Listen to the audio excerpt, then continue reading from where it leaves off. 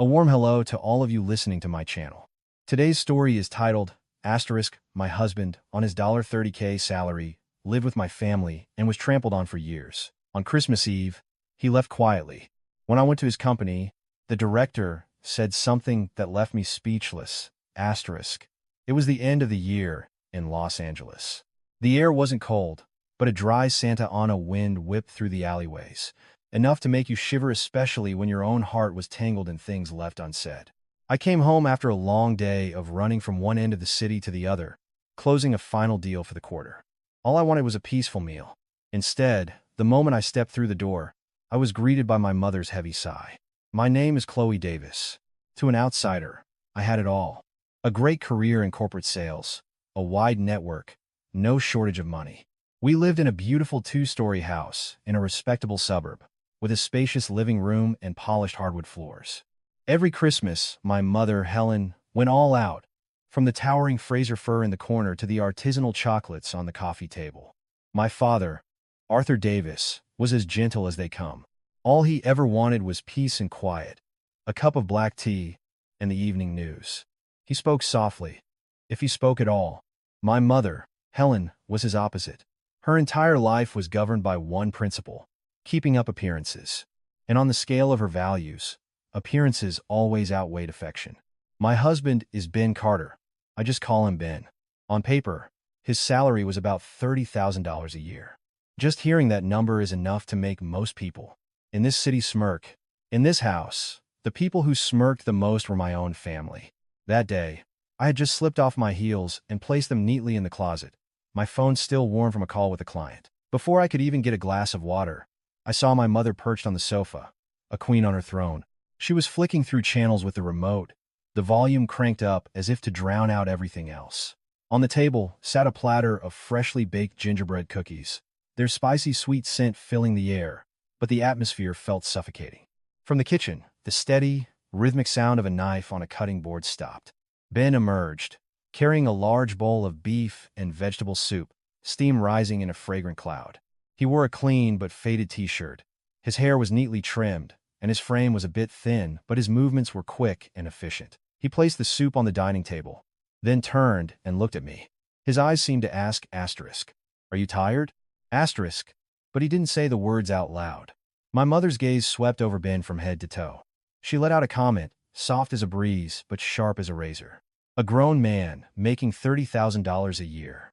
Honestly, that's less than some Uber drivers make. And still, you put on this act, playing the gourmet chef. Ben froze for a beat. Just one. Then he bowed his head slightly. "I just wanted to make something hot for you and Chloe to eat, Mom." His voice was quiet.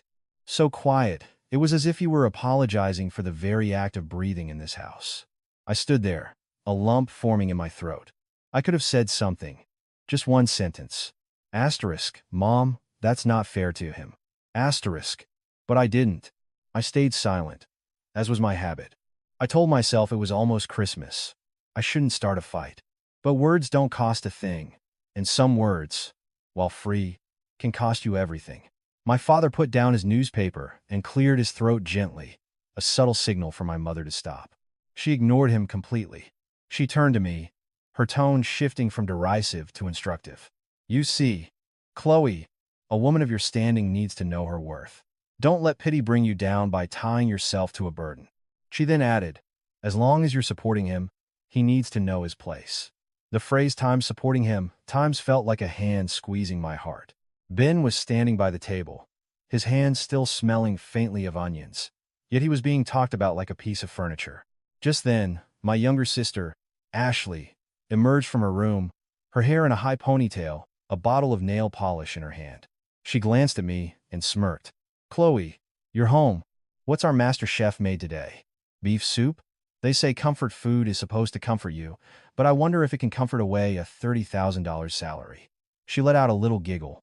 I looked at my sister, a strange feeling bubbling up inside me, a mix of irritation and exhaustion.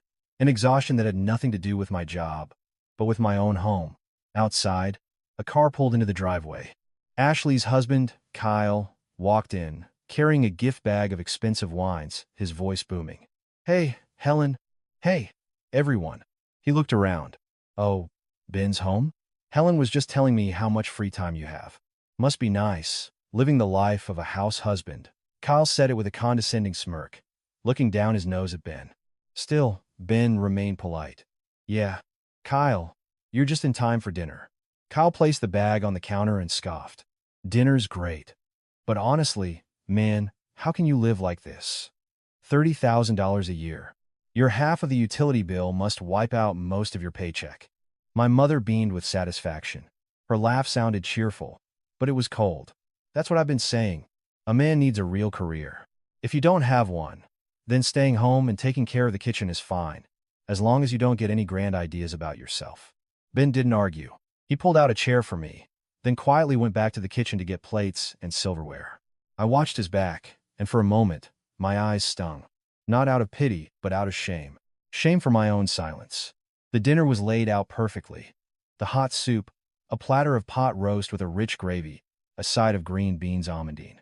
Ben served my mother a piece of tender meat, gave my father some potatoes, and then placed a perfectly portioned plate in front of me, just as he always did. He did it all so naturally, as if he were born to serve.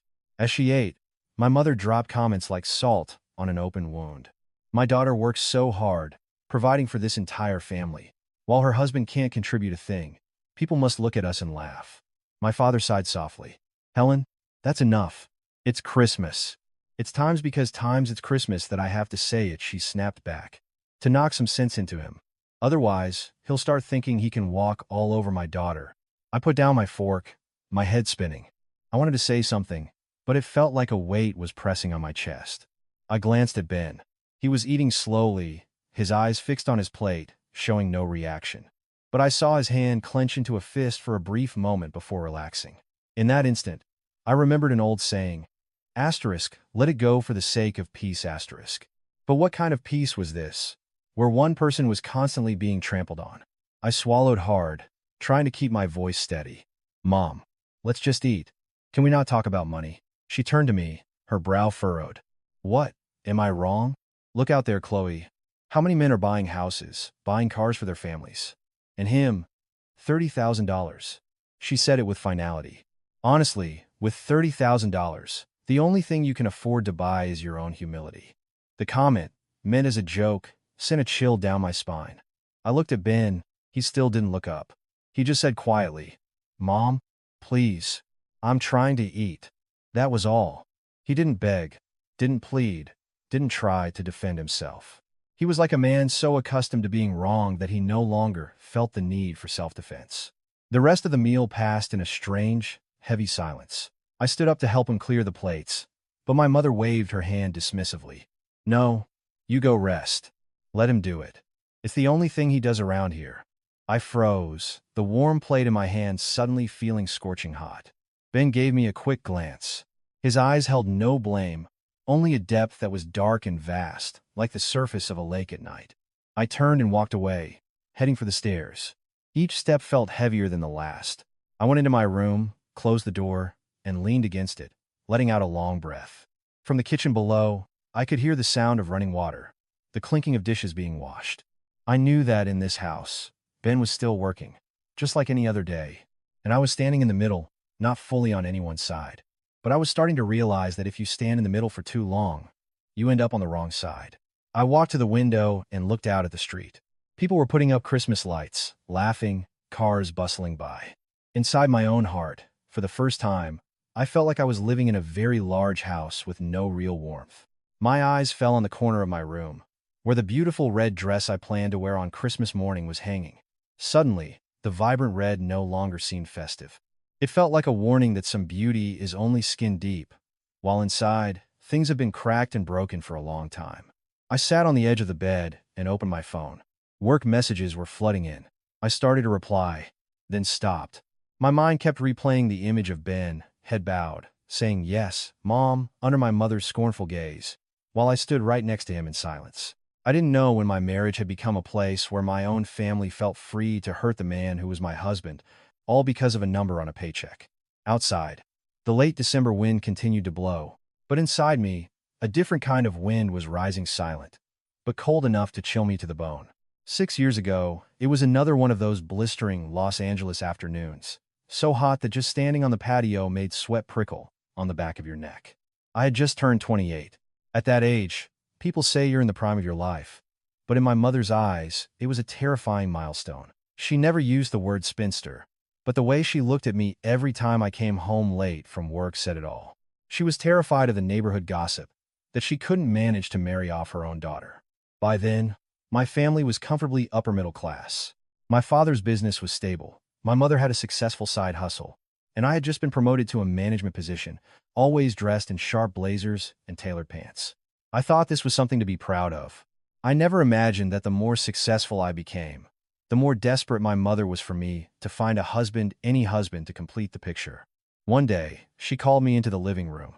Her voice was sweet as honey, but her eyes were sharp. "Chloe, sit down. There's something I want to talk to you about. It's about your future." I had barely set down my briefcase when I saw that the coffee table was already set with a bowl of nuts, a pot of hot tea, and a man sitting politely on the opposite sofa. He wore a white button-down shirt that was old but impeccably ironed, and black slacks that were faded but clean. His hair was neatly cut, his build was lean, and his shoulders weren't broad, but he looked at you directly, without a hint of arrogance. My mother made the introduction as if she'd rehearsed it. "This is Ben Carter. He's the son of an old friend of mine from back east. He's a good, hard-working man, very respectful." I checked, "And your horoscopes are compatible." I glanced at him. He stood up slightly and bowed his head. "Hello, Chloe. It's nice to meet you." Hearing him call me Chloe felt strange. I was used to being called Miss Davis in meetings, Chloe by my team at work, ma'am by partners. But the way he said my first name, so directly, made me feel like I was being pulled back down to earth, no longer a person in a position of power. I sat down and asked a few polite questions. He answered quietly, without boasting or embellishing. The more my mother heard, the more she nodded, as if afraid to miss this golden opportunity. When she asked directly about his job, he replied, "I'm a technician. The base salary is around $30,000 a year." My mother paused for half a second, then quickly smiled. $30,000? That's fine. The important thing is that he's hardworking. A man who earns a lot but has a bad character is worthless. She said that, but I could see the calculation in her eyes. She didn't choose him because she thought $30,000 was a good salary. She chose him because she believed a man who made $30,000 wouldn't dare to talk back to his wife's family. He would be easy to manage, easy to instruct, easy to put in his place. I took a sip of hot tea, but it wasn't as hot as the vague discomfort I felt inside. I didn't dislike him, but I didn't feel a spark of attraction either. I looked at his face, kind, a little weathered, with the look of someone accustomed to enduring. I told myself, asterisk, just get married and get it over with. Asterisk, a home with two people would be fine. Love could grow into companionship over time. It was the modern equivalent of an arranged marriage. I told myself I was a modern woman, that no one was forcing me. But in reality, I wasn't being forced by a threat. I was being forced by the judgment of others and my mother's constant refrain, "A successful daughter needs a husband, or people will talk." Within 3 months of that meeting, the wedding happened with astonishing speed. The invitations were elegant, the reception was held at a large hotel, and the guest list was long. Everyone congratulated me. "Chloe is so accomplished. It's wonderful she's settling down. Ben looks so kind. You can tell he'll dote on his wife." They praised his devotion before they even knew what our life together would be like. As for me, I smiled so much on my wedding day that my face ached. I smiled out of politeness, smiled for the well wishes, smiled because I didn't want anyone to see how empty I felt inside. On our wedding night, I expected at least a moment of genuine privacy. But as soon as we got home, my mother was waiting for us like a drill sergeant. She pointed down the hallway to a small room next to the laundry room. "Ben, you can sleep in the den. Chloe's room is her own. Let her rest. A man can sleep anywhere. The honeymoon can wait." Ben stood there as if he'd been doused with cold water. I was speechless. I looked at him, waiting for him to react, to say, "Helen, please." But he just bowed his head. "Yes, I understand." That yes made me feel both angry and defeated. Angry that he didn't dare to claim his right as a husband on our first night. Defeated because I realized I had chosen a man who would be so compliant that he would let his own position be erased. My mother turned to me, her voice soft but firm. "You go get some sleep. You'll be tired tomorrow." A woman needs her rest. My father sat at the dining table, sipping his tea. He saw the whole thing but only sighed. He never intervened in what he called women's business, afraid of arguments. I pulled my suitcase into my room and closed the door. I stood there for a long time.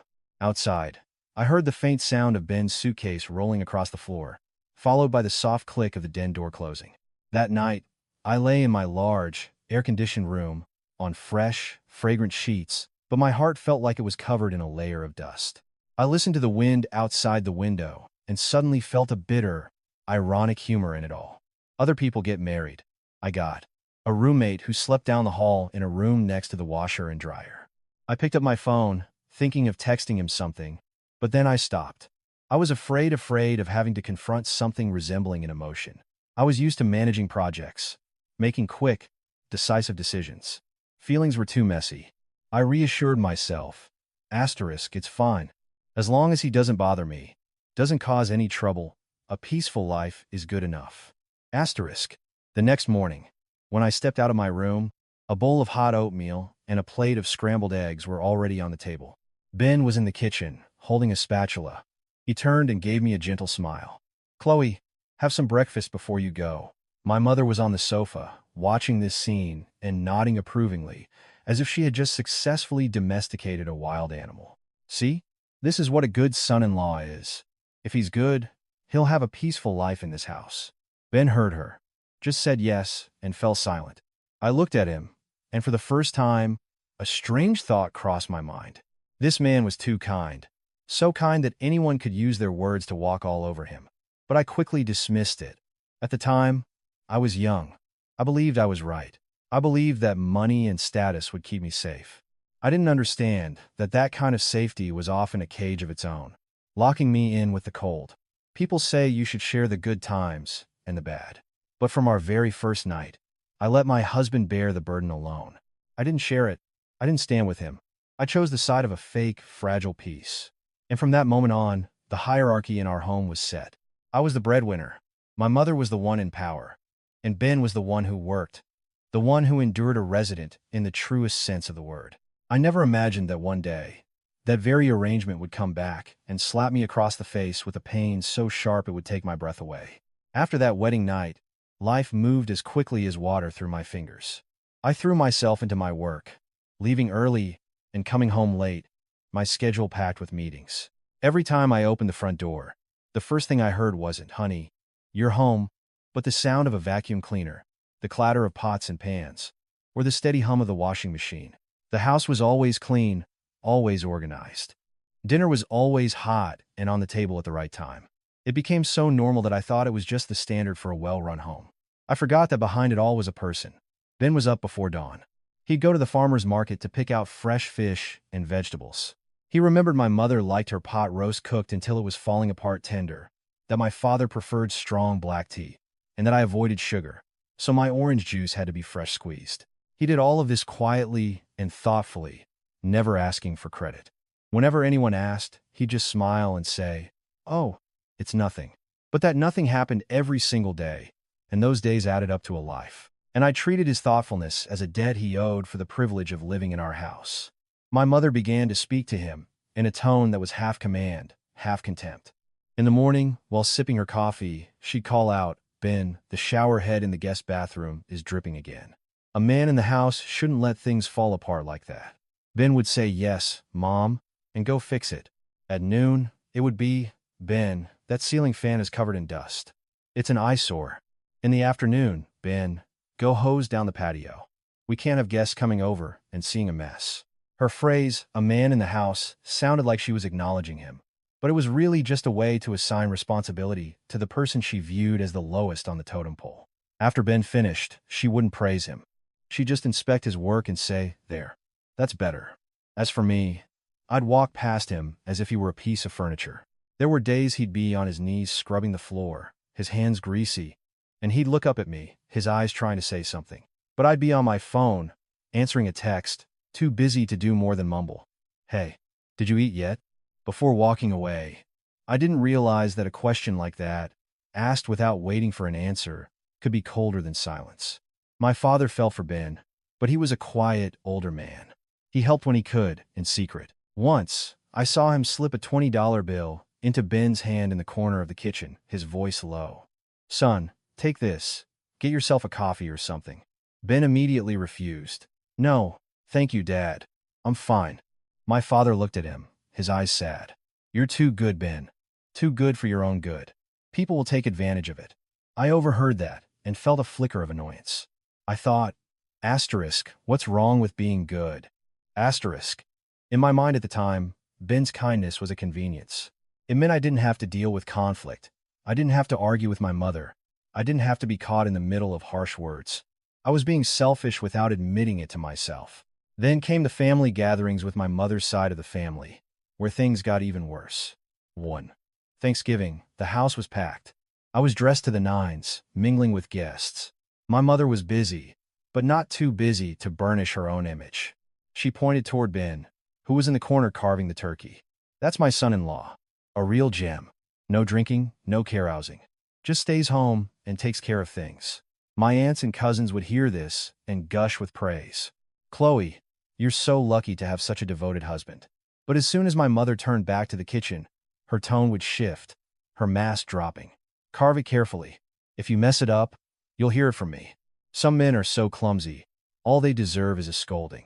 Ben would place the platter down and quietly say, sorry, even though he hadn't done anything wrong. I was standing nearby and heard it all. I looked at him, and a pang of something shot through me. But I quickly suppressed it with the excuse, asterisk mom's just stressed. Asterisk, my sister, Ashley, had a talent for making jokes that felt like tiny needle pricks. With a brother-in-law like Ben, Chloe, you don't even need a husband. You just need a live-in housekeeper. Then she'd laugh and look at me, waiting for me to join in. Many times, I'd force a smile because I was afraid that if I was serious, the whole family would call me uptight. Kyle, Ashley's husband, was even more blunt. He loved to show off his success and made a point of putting Ben down. One time, he was drinking with my uncles on the patio and pointed at Ben, who was grilling some appetizers. Ben's a reliable guy, I'll give him that. But a man who can't provide for his family. I mean, how can you even call yourself a man? Some of the older men chuckled. One of them clicked his tongue. Yeah, a man has to be the provider. Another said more gently, well, he's a good person. Only Ben didn't laugh. He kept his focus on the grill, the flames reddening his face, sweat trickling down his temples. He said something so quiet, the wind almost carried it away. Every family is different. My own husband was being insulted, and I should have defended him. Anyone would think so. But I just stood there in the middle of the yard, holding a glass of water, watching it all unfold like a scene in a movie that had nothing to do with me. I even thought, asterisk, just let it go. I don't want to cause a scene in front of the relatives. I don't want Kyle's family to dislike me. I want everyone to get along. Asterisk, I didn't realize that the kind of harmony I was chasing was built on the foundation of my husband's dignity. These seemingly small incidents kept piling up. Once, Ben threw his back out carrying a heavy bag of rock salt for the driveway. He was lying down to rest for a moment when my mother walked by and scowled. What kind of man complains after a little work? Chloe works all day, and no one lets her lie down. Ben immediately propped himself up, forcing a smile. I'm okay now, Mom. I saw him struggling and felt a surge of anger. But my anger wasn't directed at my mother. It was at Ben. I was angry that he was weak, that he was making things awkward for me, that he was making me feel like I was indebted to him. I snapped, just get up. What good are you if you're sick all the time? The moment the words left my mouth, I felt a pang of regret. But it was too late. Ben looked at me. His eyes held no resentment, no anger. Just a sadness so profound it was beyond reaction. He just nodded. I know. That night, I was up late finishing a report. As I passed the den, I saw the door was slightly ajar, a sliver of yellow light spilling out. Ben was sitting at his small desk, his head bowed, writing something in a notebook. He wrote slowly, carefully, as if not to make a sound. When he heard my footsteps, he was startled and quickly closed the book, sliding it into a drawer. I froze for a moment. I wanted to ask what he was writing, but I stopped myself. I didn't want to enter his world, because I was afraid I would have to face the truth that he wasn't as numb as we all treated him. He was just enduring. I turned away. An old saying echoed in my mind. Asterisk. Love others as you love yourself. Asterisk. I gave a bitter smile. Who was I loving right now? I wasn't even capable of loving the man who was supposed to be my husband. That night, I lay in my cool, comfortable room, but my heart felt like it was burning. Outside, I could hear Ben's quiet footsteps, probably finishing up the last of the dishes.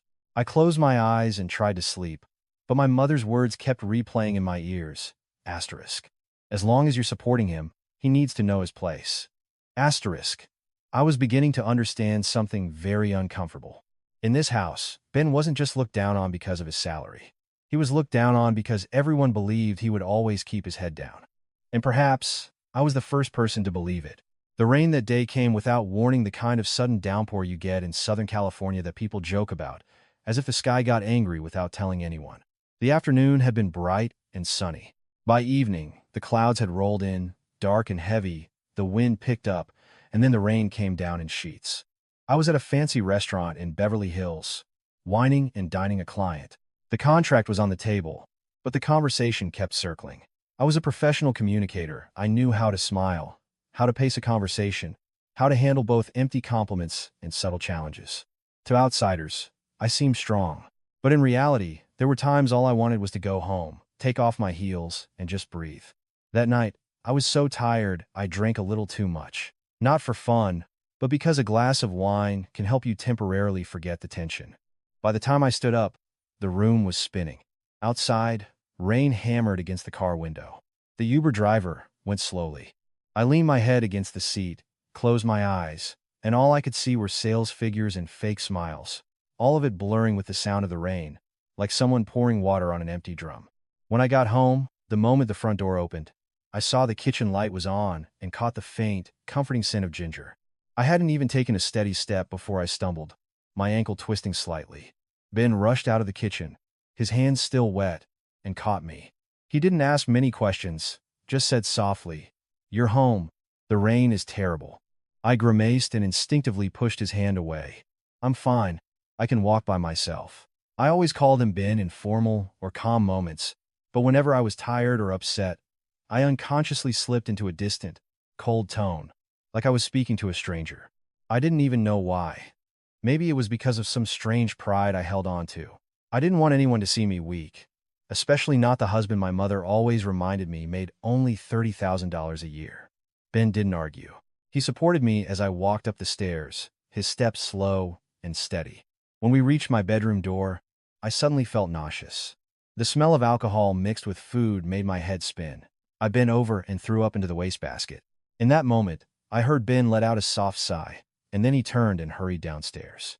A few minutes later, he returned with a warm towel and a glass of water. He cleaned the floor, replaced the trash bag, and opened the window to let in some fresh air. He did it all neatly, without a word of complaint. As I leaned back against the bed, my eyes closed, he placed the cool towel on my forehead. His voice was as quiet as a whisper, as if afraid to bother me. "I made some ginger tea. Drink a little. It will help."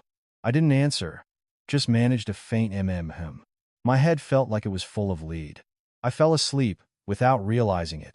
The next morning, I woke up the sunlight filtering through the blinds. The rain had stopped, but I still felt exhausted. I sat up and saw a glass of ginger tea, still slightly warm, on the nightstand. The room was clean and fresh. The wastebasket had been changed, and there was no trace of what had happened the night before.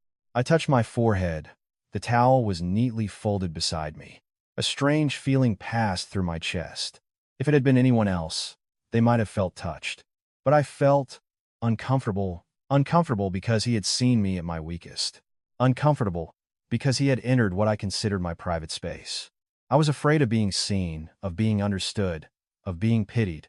Ben was standing just outside my door, holding the jacket I had worn the night before, now hung neatly on a hanger. He heard me stir and said, "You're awake. I made some broth. Have some when you're ready. It will help with a headache." I looked at him, my voice turning cold. "Next time, don't come into my room without asking."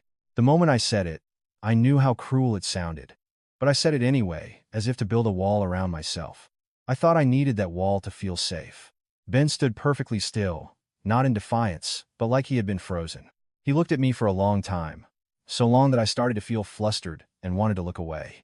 But then he just nodded, his lips pressed into a thin line. "Okay. I understand." His okay wasn't resentful. It was like a final click of a lock, sealing off any attempt at closeness. I don't know why, but hearing that one word made my heart feel hollow, as if I had just dropped something precious. Just then, my mother came upstairs, probably having heard our voices. She stood at the doorway, looked Ben up and down, and then looked at me as if she had caught him in the act of something she had always suspected. She cleared her throat. "That's right, Chloe. You have to set boundaries. A man living in his wife's house who doesn't know his place will start thinking he owns it." Hearing the phrase "a man living in his wife's house" made me want to argue, but the words wouldn't come out. I just turned away and pretended to check my phone. My silence, once again, was my mother's accomplice. Ben was still standing there, his eyes lowered. He didn't try to explain that he was just taking care of me. He didn't say, "Helen, that's unfair." He was as silent as a shadow. Then he quietly walked downstairs. My mother came into the room and yanked the curtains open with a single, sharp pull, as if asserting her control. "You see? I told you. You have to be firm with a man like that from the beginning. With a $30,000 salary, if he starts acting entitled, this house will be in chaos." I gave a weak, bitter smile. I didn't want to hear it anymore. I felt tired. I said, just to end it, "Mom, I have a headache." Her tone softened immediately, shifting to concern. "Oh, of course. You rest. Let him handle things." The way she said "let him handle things" was so casual, but for Ben, it was a constant, invisible leash. I lay there, listening to Ben's footsteps in the kitchen below, the clinking of spoons, the sound of water boiling, the smell of broth wafting up. He was still taking care of me, but after what I'd said, his care no longer felt like intimacy. It felt like an obligation. I picked up the glass of ginger tea and took a sip. It was hot and spicy, so spicy it burned my throat. I suddenly remembered the old saying, asterisk, "A little help when you're in need is worth more than a feast when you're full." Asterisk. The night before, I was weak, and he had offered his hand. This morning, I had repaid him with a sentence that cut him off completely. I sat there, looking at my hands that were used to signing contracts, typing on a phone, making decisions. But perhaps they didn't know how to deal with a genuinely kind person, a person who was kind in a quiet, undemanding way. Ben brought the broth upstairs and left it outside my door. He didn't come in. He knocked softly. "Chloe, the broth is here. Eat it while it's hot." I stared at the closed door. I didn't open it. I just called out, "Okay." Again, okay, my go-to word for ending a conversation. I didn't know that okay could also be a knife, one that doesn't draw blood immediately but cuts deep over time. I heard his footsteps retreat, quietly, but in that quietness, there was a heaviness, as if he had just set down a final hope. From that day on, Ben rarely came near my room. He still did all his chores, cooked on time, and kept the house spotless, but he moved differently. He didn't ask me as many questions. He didn't look at me for long. He was like someone who had finally learned the rules of the house. If you're living with your in-laws, you have to know your place and stay on your side of the line. As for me, I didn't know why, but every time I heard him moving quietly in the kitchen, I felt a void inside me. Not a void of longing or affection, but a void born from the realization that some things, once you push them away, will never come back the same. The days leading up to Christmas in Los Angeles always have a unique feel. The smell of pine needles from Christmas tree lots, the scent of fresh paint from houses being prepped for guests, and the sound of people rushing around, their schedules packed. Our house was no different. From the moment my mother, Helen, opened her eyes, she had a to-do list as long as Santa's. "Ben, this morning you need to polish the silverware. Make sure there are no water spots. Ben, at noon, go to that specialty store and get a good jar of mincemeat for the pies. Don't buy the cheap stuff. Ben, this afternoon, you need to rehang the Christmas lights outside. They have to be perfectly straight for when guests arrive." Her voice was the voice of someone giving orders to an employee, but cloaked in the guise of instructing her son-in-law. Ben just kept saying, "Yes, Mom," without a single complaint. He'd finish one task and quietly move to the next, like a well-oiled machine. Sometimes I'd watch him and want to say, asterisk, "Let's just hire someone to do it," asterisk, but then I'd stop myself. I was busy, I was tired, and all I wanted was peace in the house. But sometimes, when you want peace, others want to stir the pot. On the afternoon of the 23rd, my mother wanted to have a small pre-Christmas dinner for some relatives. She insisted the spread had to be perfect to maintain her reputation. Ben was up at dawn, went to the market to pick out a nice roast, fresh flowers, and fruit. He even stopped at a bakery to buy some of the pecan sandies he knew she liked, saying it was part of the holiday tradition. I came home from work and was immediately greeted by the warm, savory smell of cooking.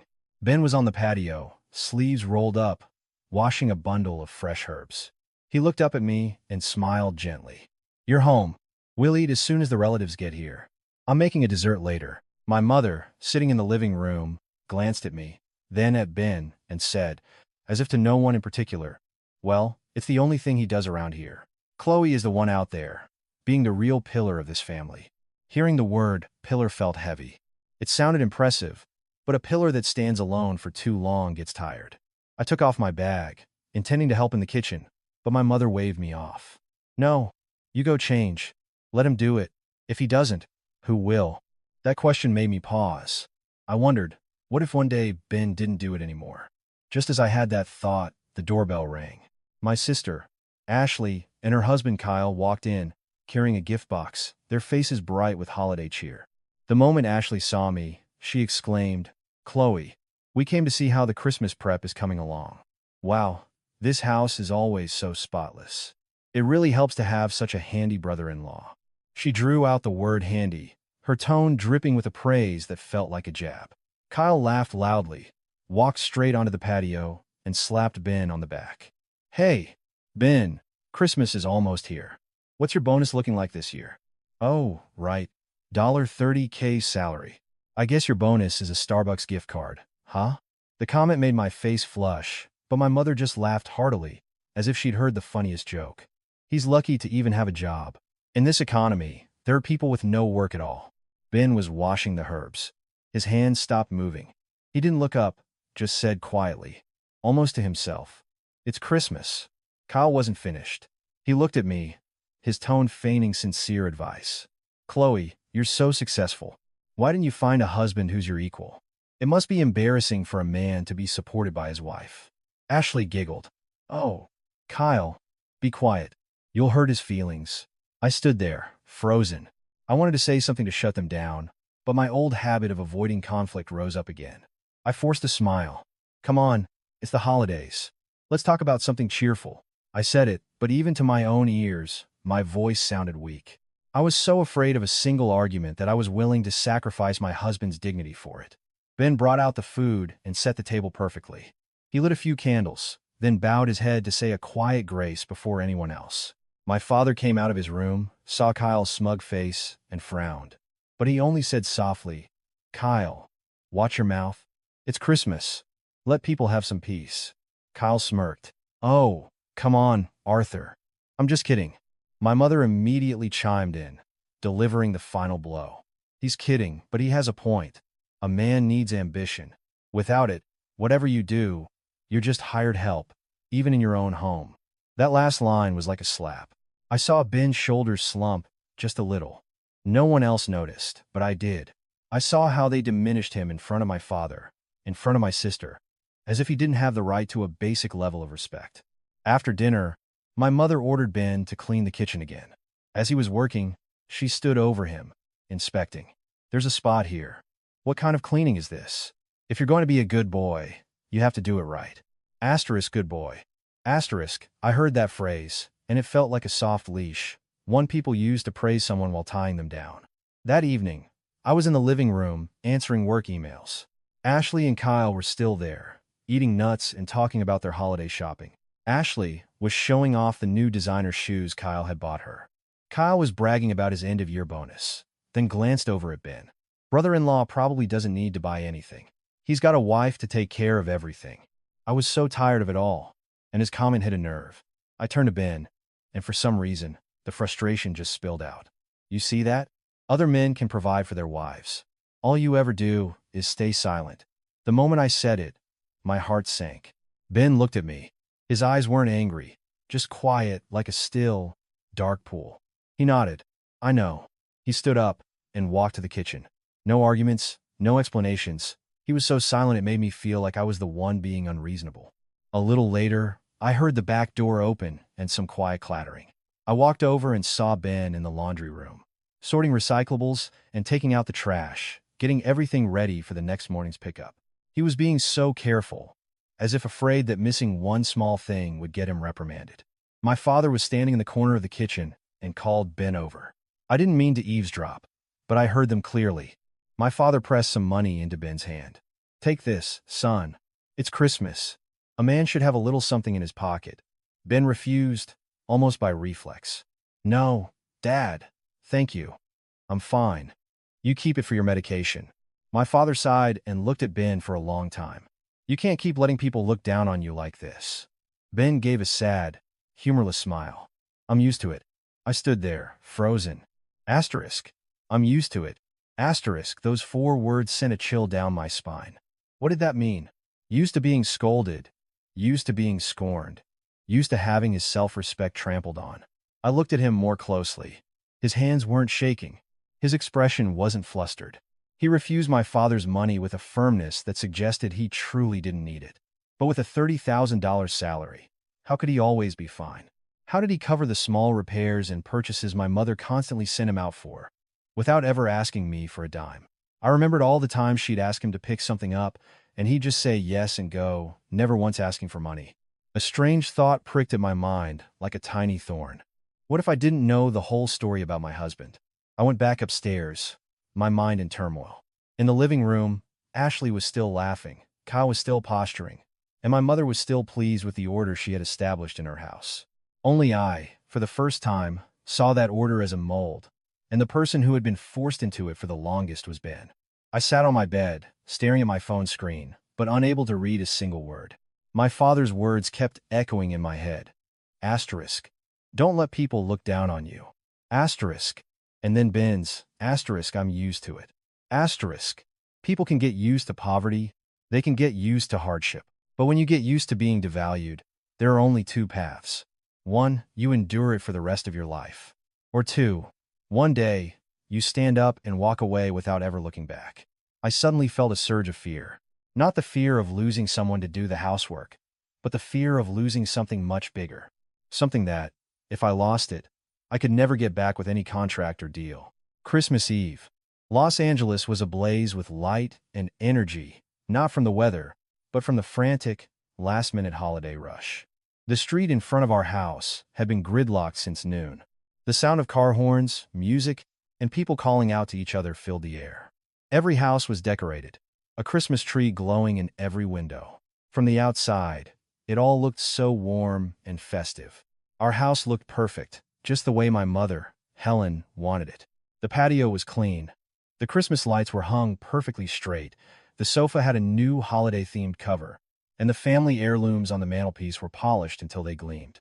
My mother walked back and forth like a general inspecting her troops, a cloth in her hand, constantly reminding everyone, "We have guests coming for dessert tonight. Don't let them see a single thing out of place." As for me, I was buried in work all day. At the end of the year, every client wanted to close one last thing to be safe. My phone rang nonstop. I stood in my room, changing clothes while taking a call, nodding and taking notes like a machine. At one point, I looked out the window and saw the sky turning the color of sunset. The wind carried the scent of wood smoke from a neighbor's fireplace and the smell of fresh pine. But my mind was still stuck at the office. I went down to the kitchen, intending to help, but the moment I got there, I saw Ben standing at the stove, his hands moving with the practiced ease of a professional. He was tasting the gravy for the roast, then gently added a splash of wine. On the counter was a bowl of prepped vegetables, a tray of appetizers ready for the oven, and a pot of soup simmering. He worked without rushing, but with a calm, steady efficiency. I watched him, and a feeling I couldn't name rose in my chest. In the past, I would have thought, good, he's handling it, but today, for some reason, he seemed like the one person holding the rhythm of the entire house together. Ben heard my footsteps, turned, and smiled faintly. "You're down. We'll have the big dinner soon. I'm almost done." Before I could reply, my mother swept in from the living room, her eyes scanning the pots and pans before she clicked her tongue. "If you're almost done, then hurry up. What kind of man fusses over a stove like a woman?" Ben stiffened for a second, but still replied, "Yes, Mom. I'll make sure it's on time." My mother crossed her arms and started critiquing his work. "The roast needs to be cooked through, but not dry. The gravy can't be too salty, and the appetizers need to be crispy. This family has standards when it comes to food. To an outsider, she might have sounded like a connoisseur, but I knew this was her way of maintaining control. If Ben did it right, it was his duty. If he did it wrong, she had an excuse to scold him. I stood by the fridge, opening it to get a bottle of water. Ben glanced at me, a fleeting look in his eyes as if asking me to intervene. But I turned away. I was silent again. I was afraid of upsetting my mother, afraid of ruining Christmas, afraid of a fight. I chose peace one more time. Around 4 p.m., Ashley and Kyle arrived again. They were dressed up as if for a holiday photo shoot, carrying another gift bag, their voices loud and cheerful. The moment Ashley walked in, she gushed, "Oh, it smells amazing in here. Ben, you cooked all this? You're so multi-talented." Kyle laughed. "Multi-talented, sure. But honestly, a man like that is a perfect fit for this house. With a $30,000 salary, why bother working hard? Just be a stay-at-home husband and relax." My mother chuckled, delighted.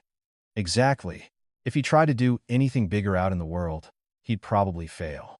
At least at home, he's useful." I stood in the middle of the kitchen, holding a glass of water, my throat tight. Ben was chopping parsley. The knife stopped on the cutting board. I saw his hand grip the handle tightly for a moment before he relaxed it. He didn't look up. He just said, "Everyone, wash up. Dinner is ready." His voice was strangely calm, the calm of someone who was used to it. But for some reason, his calmness today made me anxious. It no longer felt like endurance. It felt like a decision had already been made. When the Christmas Eve dinner was served, it was flawless. The roast was a beautiful brown, the potatoes were golden, the green beans were vibrant, and a fresh salad was glistening. Ben placed each dish in its proper place and invited everyone to sit. My mother sat at the head of the table, my father to her right, and I sat opposite her. Ashley and Kyle sat next to each other, and Ben took the seat at the end, closest to the kitchen. It was an unspoken rule, one everyone accepted. His seat was the one most convenient for getting up to clear the plates. As dinner began, my phone buzzed incessantly. I tried to ignore it, but then a client called, and I had to take it. I excused myself and went into the hallway to talk. On the other end, they were finalizing a price, scheduling a signing. I said yes, and of course repeatedly, my voice sharp and professional. When I hung up and walked back in, I heard my mother's voice, clear as a bell. "You see? What kind of man just sits there at the table like a servant? A $30,000 salary is fitting for that. Chloe is the one who provides for this whole family." Kyle chimed in. "Totally, Helen. In this day and age, a man has to make money. If you can't, you should at least know your place." Ashley giggled. "Oh, but Ben is so sweet. You have to be sweet to survive in this house." I froze at the doorway, my hand clenching. I walked back in. When my mother saw me, her tone changed instantly. "Oh, are you done with work, dear? Eat before it gets cold." I sat down, trying to keep my expression neutral. I said, my voice low but audible, "Mom, that's enough." She frowned. "What?" "I'm right. Why are you defending him?" I wanted to say more, but the words got stuck. How could I defend him when I had never put him in his rightful place? All I could manage was that one phrase, and then I fell silent.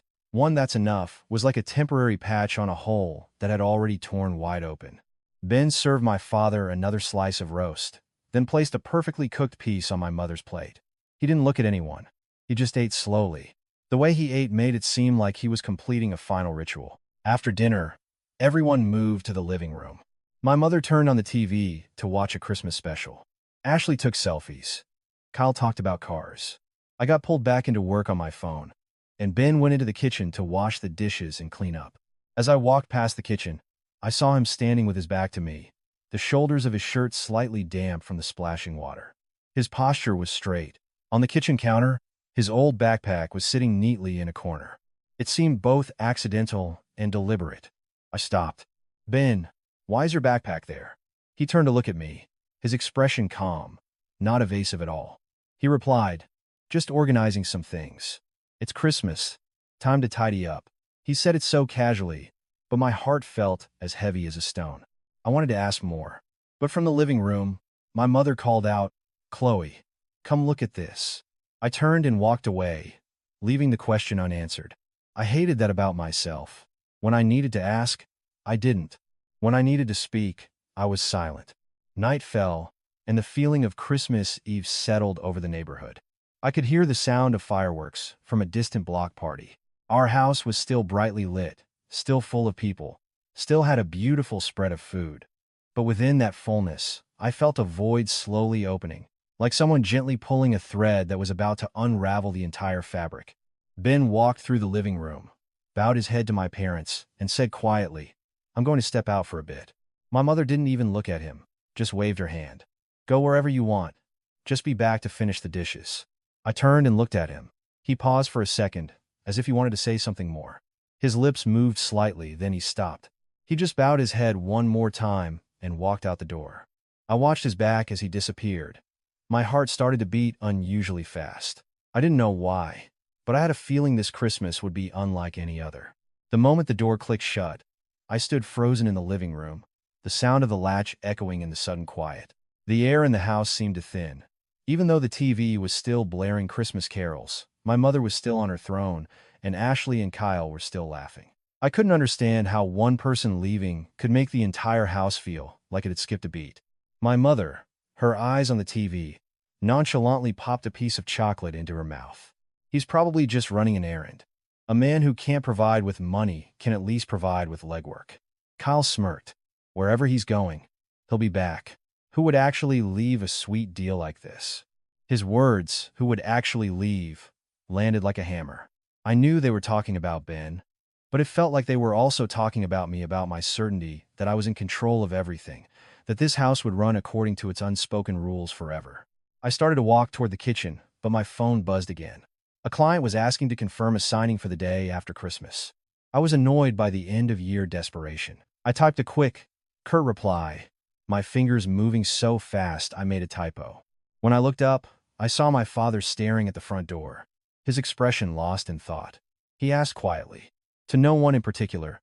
He said he was stepping out, but where would he go at this hour? My mother shot him a look. "What are you worried about? He'll be back.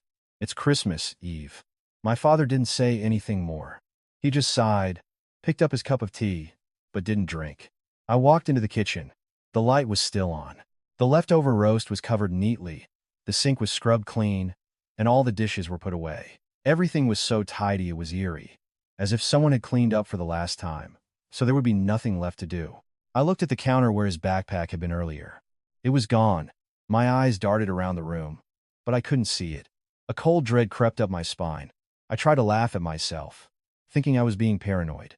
Asterisk, he probably just took it with him to run his errand. Asterisk, I walked back into the hallway. The den, Ben's room, was at the end. The door was closed. Usually, he left it cracked open for ventilation. Tonight, it was shut tight. I reached out to touch the doorknob, then pulled my hand back. It was strange. I never had any reason to go in there. Never cared what he was doing. But now, I felt completely lost.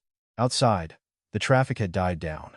The sound of distant music drifted over from a neighbor's house. On the TV, the host of a Christmas special was counting down to midnight. In the house, Ashley pulled me over for a photo. "Chloe, come on. We need a Christmas Eve picture for Instagram." I reluctantly stood beside her. The camera flashed. I smiled, but my eyes didn't. All I could see in my mind was Ben's back as he walked out the door. I turned to my mother, trying to keep my voice casual. "Mom, how long has Ben been gone?" She shrugged. "Why are you asking? He'll be back." "Honestly, you sound like you're afraid of losing your housekeeper." That comment stung like a needle. I wanted to retort, but I swallowed the words down. I told myself, asterisk, it's Christmas Eve. Don't start anything. Asterisk, I hated myself for that thought. It was the thought that had made me a bystander in my own marriage. As midnight approached, I went upstairs to get a sweater, wanting to step outside for some fresh air. As I passed the den, I paused again. This time, I was struck by the absolute silence. It was so quiet I could hear my own heart beating. I went to my room and opened the door. On my nightstand, there was a small plate with a perfectly peeled orange, the segments arranged in a little flower. Beside it was a glass of fresh squeezed juice, no sugar. Just the way I liked it, but rarely made for myself. I stood there, stunned. When had Ben done this? He must have done it right before he left. He had done it as a final, quiet habit. A small act of kindness that I had grown so used to receiving. I had never once been grateful for it. I sat on the edge of the bed, staring at the plate and the glass. My throat tightened. I remembered him knocking on my door that one morning, leaving the broth outside and retreating. I remembered his face when I said, "Don't come into my room without asking." And I remembered, with painful clarity, that when he said he was stepping out for a bit, I hadn't asked where he was going, hadn't asked if he needed anything, hadn't even bothered to look up at him properly. A man had lived in this house for 6 years, and I had treated him like a monthly contractor. Convenient when he was around, an afterthought when he wasn't. Downstairs, the countdown began. 10, 9. Ashley shouted. Kyle laughed loudly. My mother clapped her hands. I grabbed my phone and went downstairs, stopping on the staircase to watch my family. They were celebrating, but in a way that didn't require Ben's presence. I suddenly saw a bitter truth. In their eyes, Ben wasn't a family member. He was a feature of the house. 8, 7, 6. I walked quickly to the front door. I didn't know what I was planning to do. I opened it and looked out. The street was empty. The wind was blowing hard, carrying the scent of pine from someone's chimney. I looked left and right but saw no sign of him.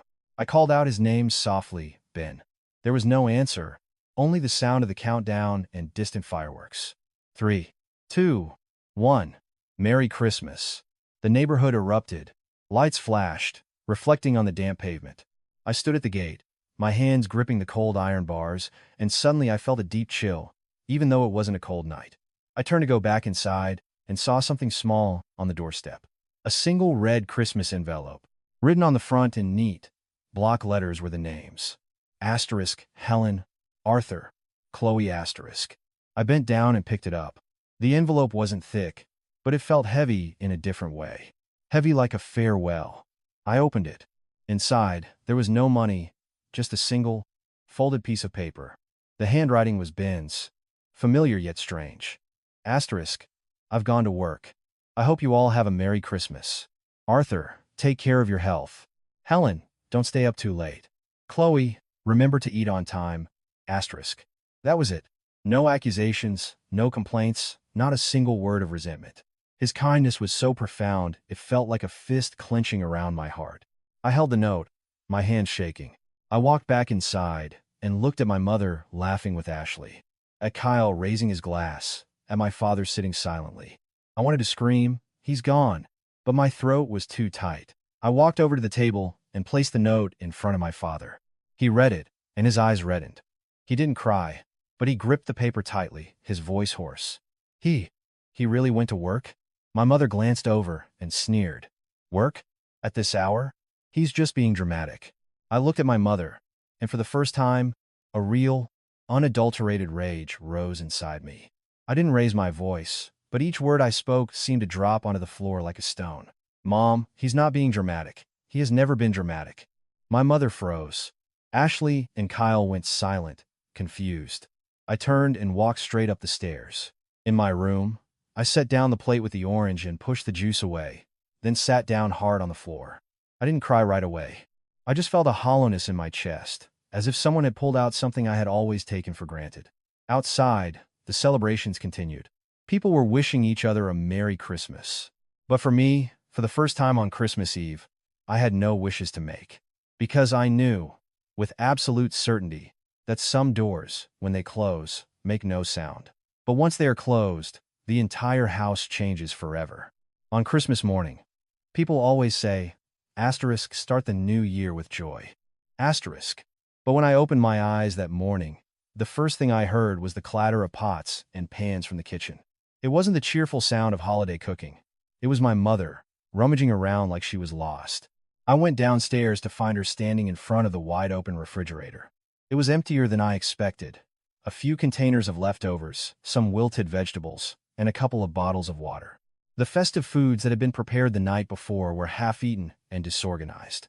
My mother grumbled, "Good heavens, where did that man go and leave the house like this? He had everything so organized yesterday." Hearing her call him that man stung, but I wasn't in the mood to argue. I asked, my voice dry, "Mom, has Ben called?" She waved her hand dismissively. "Called? He's just pouting. He'll be back. Who would really leave home on Christmas?" My father was sitting at the table, holding the note Ben had left, his gaze fixed on a distant point. He didn't say much, just let out a long sigh that seemed to carry the weight of years. Ashley and Kyle stopped by that morning to wish us a Merry Christmas, but they grimaced the moment they walked in. The kitchen didn't smell of fresh coffee and bacon. The house just didn't feel like Christmas. Ashley looked around and said, trying to be funny, "Hey, where's Ben?" Usually, by now he'd be bringing out a tray of pastries. Kyle smirked. "He's probably tired. Being a house husband is hard work, you know." My mother was about to snap back, but stopped herself. Instead, she turned to me and ordered, "Chloe, go see what you can cook. We have guests, and it's embarrassing not to have anything to offer." I had never really cooked. I was better at signing contracts than seasoning a dish. I fumbled around in the kitchen, trying to figure out the stove, burning the toast, and making a mess. The heat from the oven made me sweat, and my head ached. I was frustrated, not just with the kitchen, but with myself. I was beginning to understand that for years, I'd been living a life of comfort, thinking I was independent, when in reality, I'd been completely taken care of. By noon, the guests had left, as Ashley and Kyle were leaving. They said something that was meant to be light but felt heavy. "Take care, Chloe. The house feels a little empty without Ben." My mother, still trying to be tough, retorted, "Empty? Who is he that we can't live without him?" But that afternoon, as she was carrying a tray of cookies outside, her ankle twisted. She cried out in pain and collapsed onto a chair. I rushed over, and my father panicked. My mother, though in pain, was still stubborn. "Don't make a scene. The neighbors will hear and think this house is cursed." I helped her to a chair and went to look for the first aid kit, the ice pack, the bandages. I couldn't find them. I remembered those things always being in their designated place, as if they materialized out of thin air. I now realized they hadn't. Someone had been quietly keeping everything stocked. That night, I tried calling Ben. The call went straight to voicemail. I sent a text, *, "Where are you? Please come back." *, no reply. I stared at the dark screen, my heart pounding.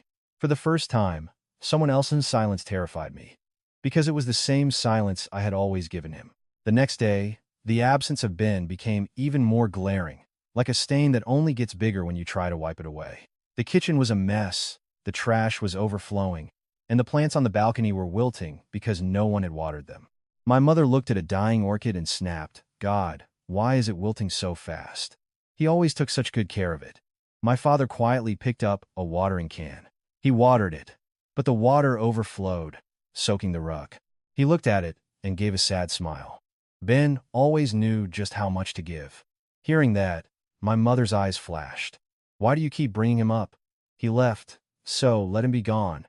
But as she said it, I saw her swallow hard, the swallow of someone whose pride was beginning to crack.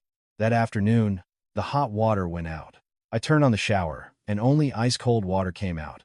My mother yelled, "Seriously? No hot water on Christmas? Call a plumber." I called one. The plumber came, took one look at the water heater, and shook his head. "The whole unit is shot, ma'am.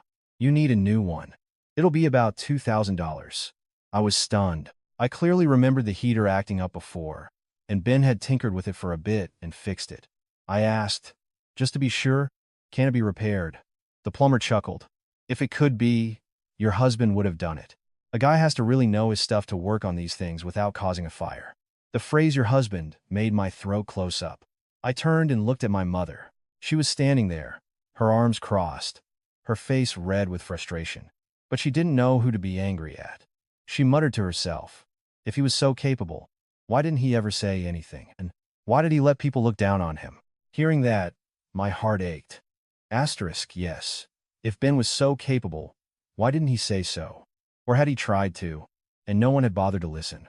That evening, my mother's ankle was still hurting, and she needed her pain medication.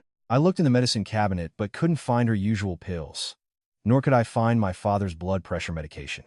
I panicked and asked my father, "Dad, where are your pills?" He looked at me, his eyes tired. "Ben used to sort them for us by day. They should be in the blue plastic container." I searched everywhere for the blue container, but couldn't find it. I suddenly realized that for years, the health of my own parents had been quietly managed by the man we all dismissed, while I, the supposed pillar of the family, was only good at signing documents. If you've listened this far, please let me share a sincere thought. If this story resonates with you, please leave a like and a comment below to let me know you're with me. And if it were you, caught between your mother, And your husband? Would you have chosen silence, as I did? Or would you have spoken up to keep a good person by your side? Please, tell me, because the end of this story holds a surprise that even I never saw coming. Asterisk. The next day, even the smallest things started to go wrong. A light on the patio flickered, the front door lock was jammed, and the propane tank for the grill ran out. I called for a replacement, but they said deliveries were slow because of the holiday. My mother stood behind me, her voice no longer sharp, but anxious. Chloe, maybe you should go look for him. I hope he's okay. Hearing her say that, I knew she was truly scared. The person who always berated others for being useless was now worried that the useless person might be in trouble. Life can be so ironic. I tried calling his number again. Still, no answer. I sent another text. Asterisk. I'm sorry. Please, just let me know where you are. Asterisk. As I typed the words, my hand trembled. I had never apologized to my husband before. I was used to giving orders, to ending conversations with a curt okay. Now, typing those two words felt like I was typing them into my own pride. That evening, there were no more guests. The TV was off. The house was silent. My mother sat on the sofa, her foot propped up on a pillow, staring into space. My father poured tea, his hands shaking slightly. I stood in the middle of our large living room and suddenly felt that this house, though beautiful and expensive, was so cold. It was cold because a person was missing, but it was even colder because I was beginning to understand something. Some people leave without a fight. They just go quietly, and their silence is a verdict. I walked down the hallway and stopped in front of Ben's room.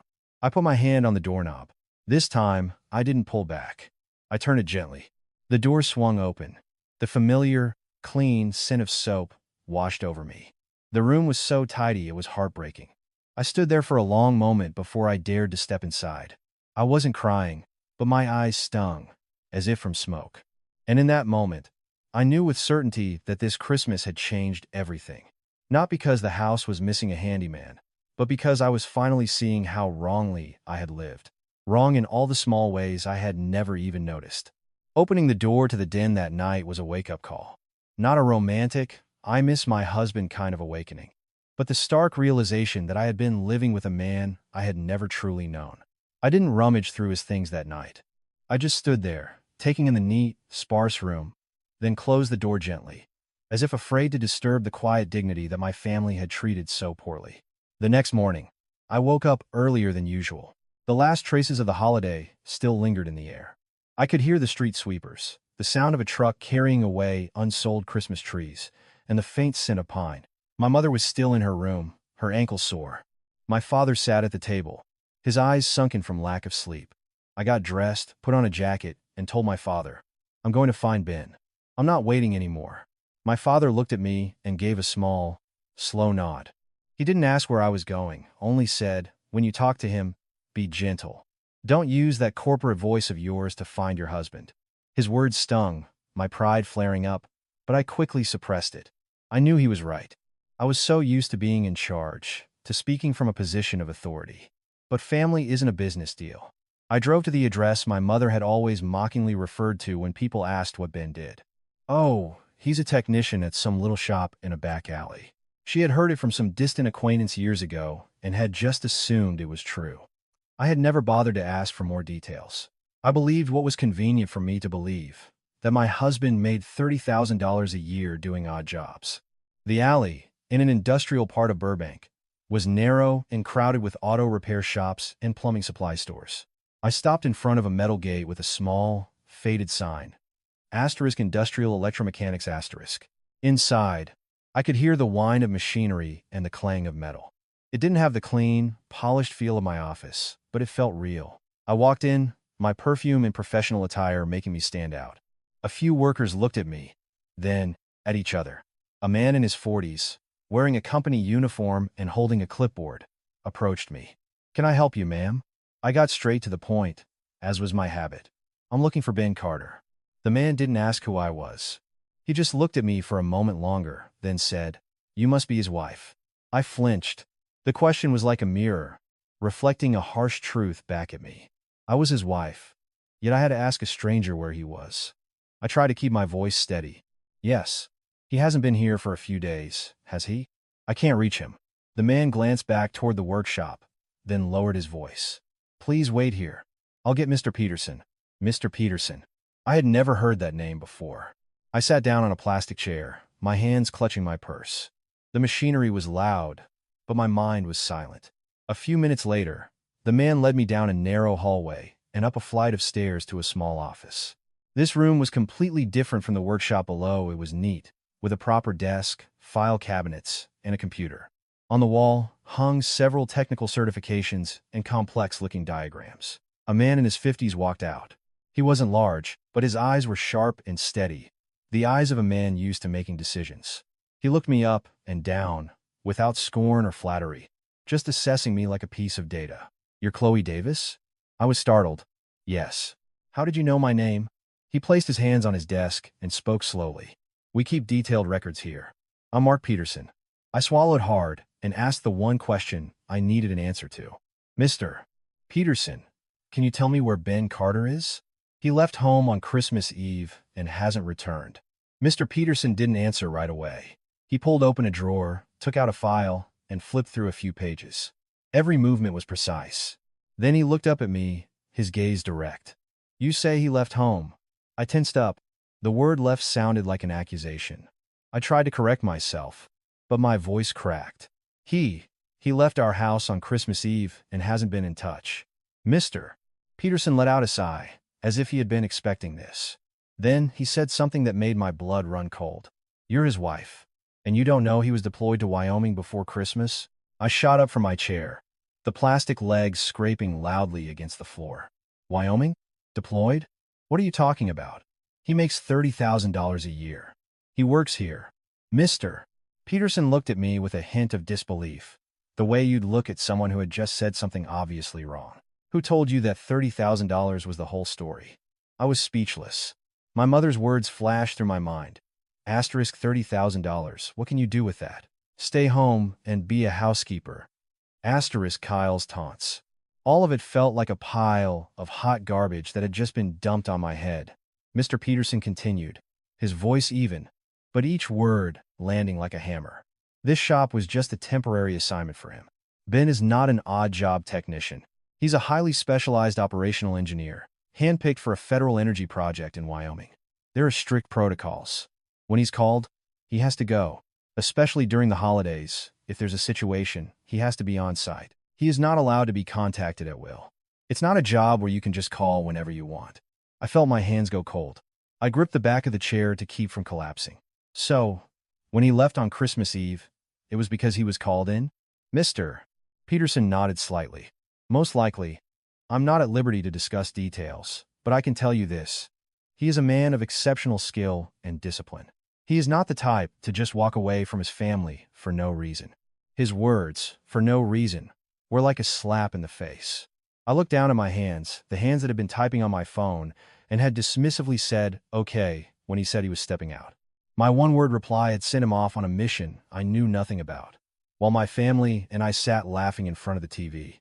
I stammered, feeling myself shrink. Can I see him? Or can you tell me how to contact him?" Mr. Peterson looked at me for a few seconds. His gaze wasn't soft, but it wasn't cold either. It was the look of a man who understood that some words come too late. If you want to see him or contact him, you have to go through the proper channels. You can't just drive up to Wyoming. The facility has a security department. Even family members have to go through a formal process. I asked, clinging to a sliver of hope. "What process?" Mr. Peterson answered succinctly. "Verification, a non-disclosure agreement, and most importantly, the right attitude." The word attitude landed like a gavel. I knew exactly whose attitude he was referring to. My mother's. Mine. The attitude of my entire family for the past 6 years. I sat back down, no longer the confident professional demanding answers. I felt like someone who had just been stripped bare. I said, my voice hoarse, "Mr. Peterson, if I want to apologize to him, is that possible?" He didn't answer right away. He just handed me a piece of paper with a phone number and a short note. Asterisk, contact for instructions. Do not call outside of designated hours. Asterisk, I took it, my fingers trembling. I stared at the number as if it were a narrow escape route. Walking out of that workshop, the Los Angeles sun was blinding. The streets were still full of people enjoying the holiday week, their faces cheerful. But I just felt a heavy stone in my chest. I got in my car but didn't start it right away. Mr. Peterson's words echoed in my head. Asterisk. You're his wife, and you don't know? Asterisk. Did it hurt? Of course. But the most painful part was that I knew he was right. I looked at the number on the paper. For the first time in my life, I understood what it felt like to be afraid. Not afraid that someone would leave me, but afraid that I had behaved so badly that if they didn't come back, I would have no right to blame them. I got home as the sun was setting. The afternoon light wasn't as harsh as it had been, but it was enough to make the brick patio feel hot. I parked the car, my heart heavy, as if I had carried a boulder all the way back from that workshop. The living room was the same, the new sofa, the still vibrant Christmas tree, the box of uneaten chocolates on the table. But I saw it all with new eyes. This house used to be my mother's achievement, a symbol of our status, a place I walked into with the confidence of an owner. Now, it felt like a large, empty stage, where the most important actor had been relegated to the background for far too long. My father was at the table. He looked up and asked immediately, "Well?" I put down my bag and exhaled. Ben isn't a handyman, Dad. He was deployed to Wyoming for a project with a federal energy corporation. My father was stunned. He stared at me in disbelief, then slowly nodded, his eyes darkening. I knew he wasn't an ordinary man. He was just so quiet, people assumed. My mother was in her room, her ankles still bothering her. When she heard what I said, she propped herself up, her voice still trying to sound strong. Wyoming? What are you talking about? He makes $30,000. What kind of corporation is that? I turned and looked at her. This time, I didn't have the energy to argue with logic. I just said, my voice low but firm, "Mom, I just met his supervisor. They explained everything. Whether you believe it or not, it's the truth." My mother was silent for a moment. Then she muttered, "Then why didn't he say so? If he was so capable, why did he let this family look down on him for so long?" That question made my throat tighten. I wanted to say, asterisk, because you never would have listened. Asterisk, but I held my tongue. I didn't want to add more fuel to the fire. I just felt tired. Tired because the truth had finally been forced out in the most painful way possible. That night, after a simple dinner, I stood up and walked straight to the hallway. My father watched me, saying nothing. My mother glanced at me, about to say something, but then stopped herself. I walked to the door of the den. This time, my hand wasn't shaking, but my heart was beating harder. I opened the door. The scent of soap and old paper filled the air. The small room held just a single bed, a small wooden desk, a low dresser, and a thin bookshelf. Everything was so neat, it looked like the room of someone who was always ready to leave, with no attachments, no excess. On the desk was the blue plastic container. I opened it. Just as my father had said, my mother's pills were sorted by day. My father's were too, with clear labels for morning and evening. There were also pain relief patches, muscle rub, and bandages. I stood there for a moment, my mind replaying the scene from a few days ago when I had frantically searched the medicine cabinet like a fool. It turned out that the things I had taken for granted had all been quietly managed by Ben. I turned to the dresser. Inside were just a few sets of clothes, neatly folded white button-down shirts, black slacks, a few old t-shirts. What struck me wasn't how little he had, but how he folded his clothes perfectly flat, perfectly aligned, the way a disciplined person would. I remembered Mr. Peterson's words. Asterisk, he has exceptional discipline. Asterisk, I had been confused then. But now I saw that discipline had been living right here, in this tiny room. I pulled open the desk drawer. Inside was a black, hardcover notebook, its corners worn. I hesitated, my hand hovering over it. I knew it was wrong to snoop, but then I asked myself, asterisk, I'm his wife, and I know nothing about him. So where, exactly, have I been right? Asterisk, I opened the notebook. The first page was Ben's handwriting, neat, but not ornate. It wasn't a diary of complaints, but a series of notes, like someone writing things down to remember, to not make mistakes. Asterisk, Helen's blood pressure goes up when she's angry. Remind her to take morning pill. Asterisk, Arthur's stomach hurts if he drinks strong tea on an empty stomach. Make sure he eats first. Asterisk, Chloe has had headaches this week. Keep orange juice, no sugar, in the fridge. She doesn't like sweets. Asterisk, I read it, and my throat closed up. When had he written all this? I had never told him about my father's stomach issues or my mother's blood pressure triggers. I just complained about being tired and left it at that. And he had quietly paid attention, quietly taken care of it all. I turned to the middle of the book. There were short, vague entries, like a work log. Asterisk, night shift. System check. No phone, asterisk. The more I read, the more the pieces fit together. Then I saw a line that made my eyes sting. Asterisk Christmas Eve. If the call comes, leave immediately. Don't make a fuss. Don't make it awkward for Helen and Chloe. Asterisk. I read it again and again. Asterisk. Don't make it awkward for Helen and Chloe. Asterisk. He had been thinking about my comfort while I had never once thought about his pain. I suddenly felt so small, so ashamed, as if I had been exposed. I sat down on the edge of the single bed. The bed was small, the gray sheets folded perfectly.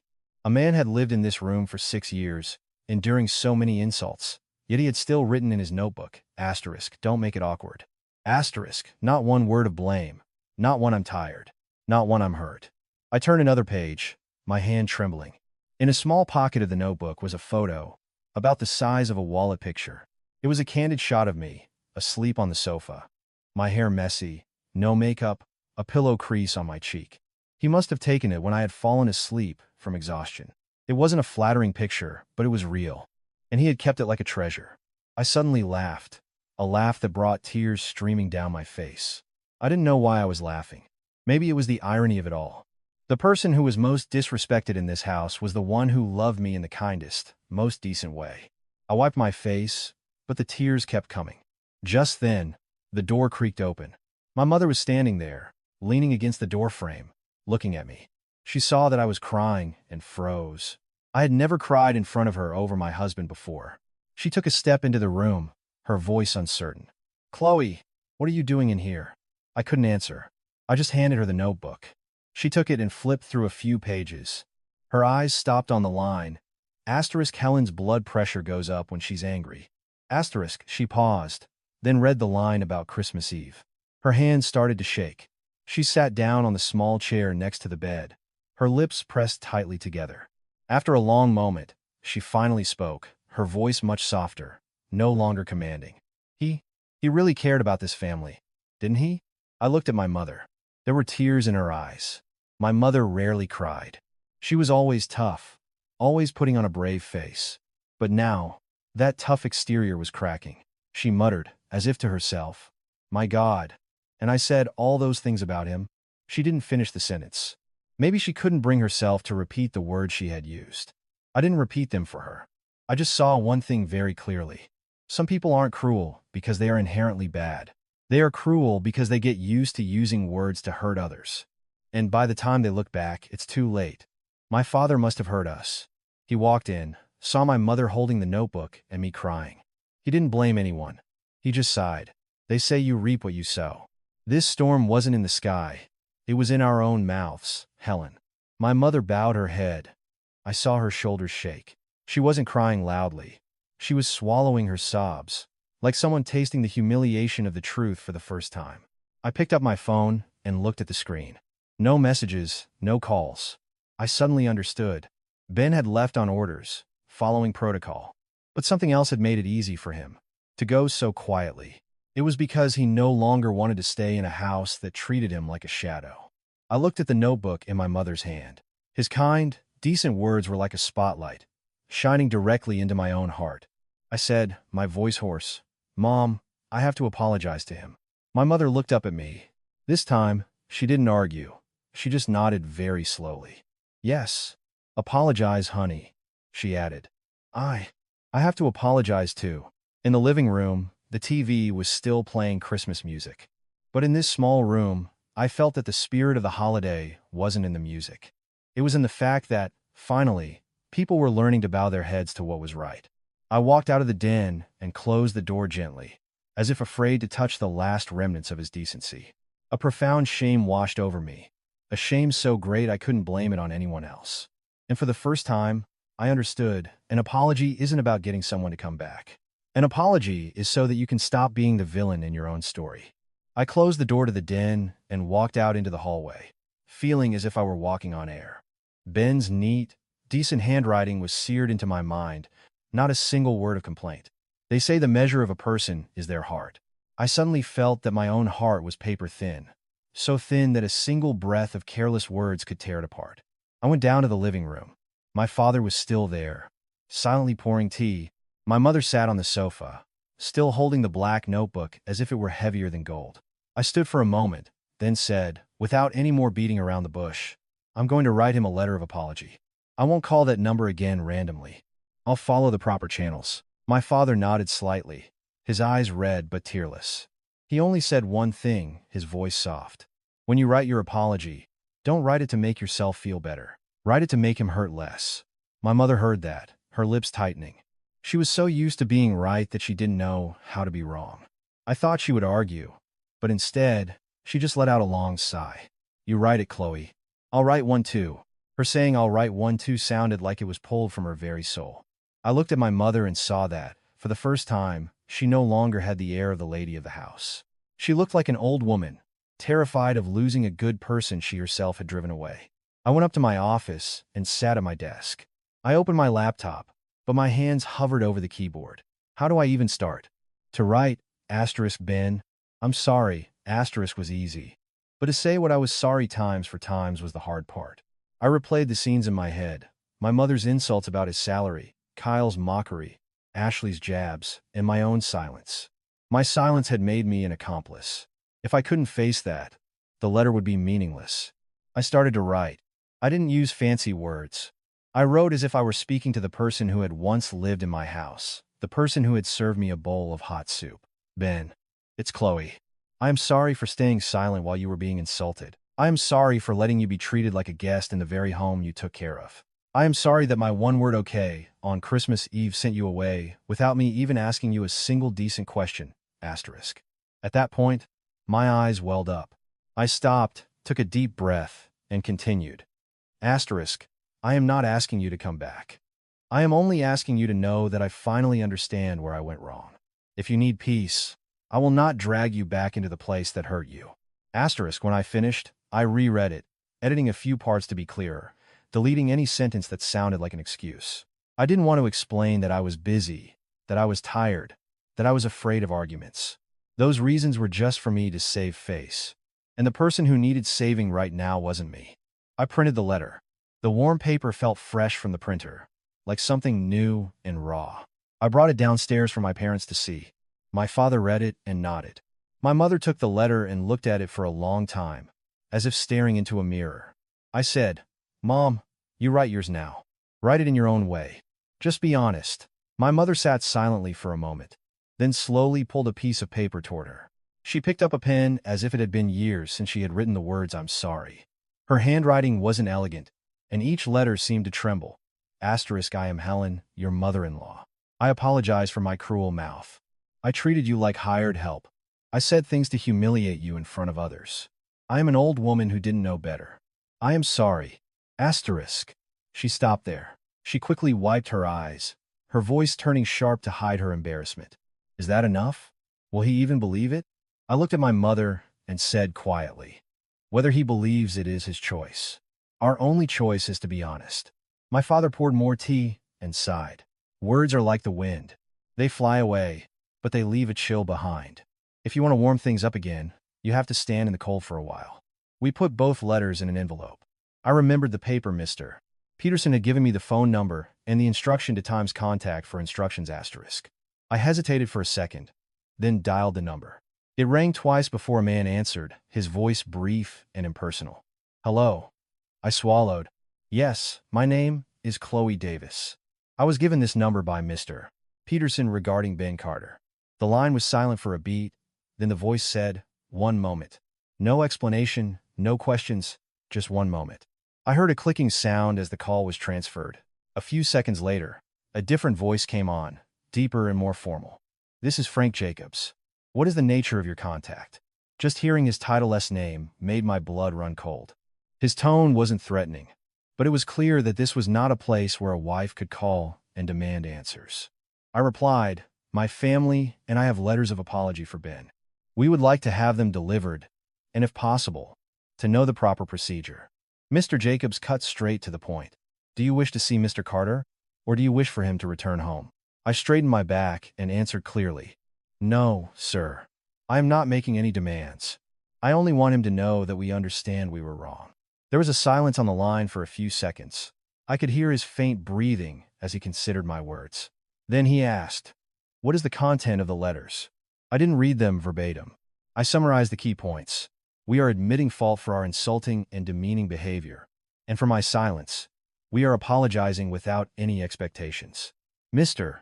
Jacobs said, "You will need to come to an authorized facility in person to submit anything officially. You are not to seek him out on your own, post about this, or make any inquiries. If you agree, you and your mother will need to prepare your personal identification, sign a non-disclosure agreement, and surrender your phones upon entering the designated area." When I heard "surrender your phones," my heart skipped a beat. My mother, who had been listening in, turned pale and tugged on my sleeve, whispering, "Is it that serious?" I didn't look at her, just nodded slightly. Mr. Jacobs continued, his voice steady. "You may send a scanned copy of the letters through a secure channel first, but whether a meeting is granted depends entirely on Mr. Carter." I replied immediately, without hesitation. "Yes, I understand. If he doesn't want to see us, I will accept that." There was another pause on the line. Then Mr. Jacobs said, "Your attitude is noted. I will send instructions. I will call you back when there is an update." The call ended abruptly. I put the phone down, feeling as if I had just run a marathon. My mother looked at me, her voice much smaller. What kind of work does he do that they guard him so closely?" I shook my head. "I don't know the details, and even if I did, I couldn't say. But I know one thing. He is not someone we ever had the right to trample on." Just then, Ashley and Kyle showed up, probably having heard from my mother that something was going on. They walked in, their faces full of curiosity. Ashley saw the envelope on the table and narrowed her eyes. "Whoa, what's going on here? Are you guys really going to go find Ben?" Kyle smirked.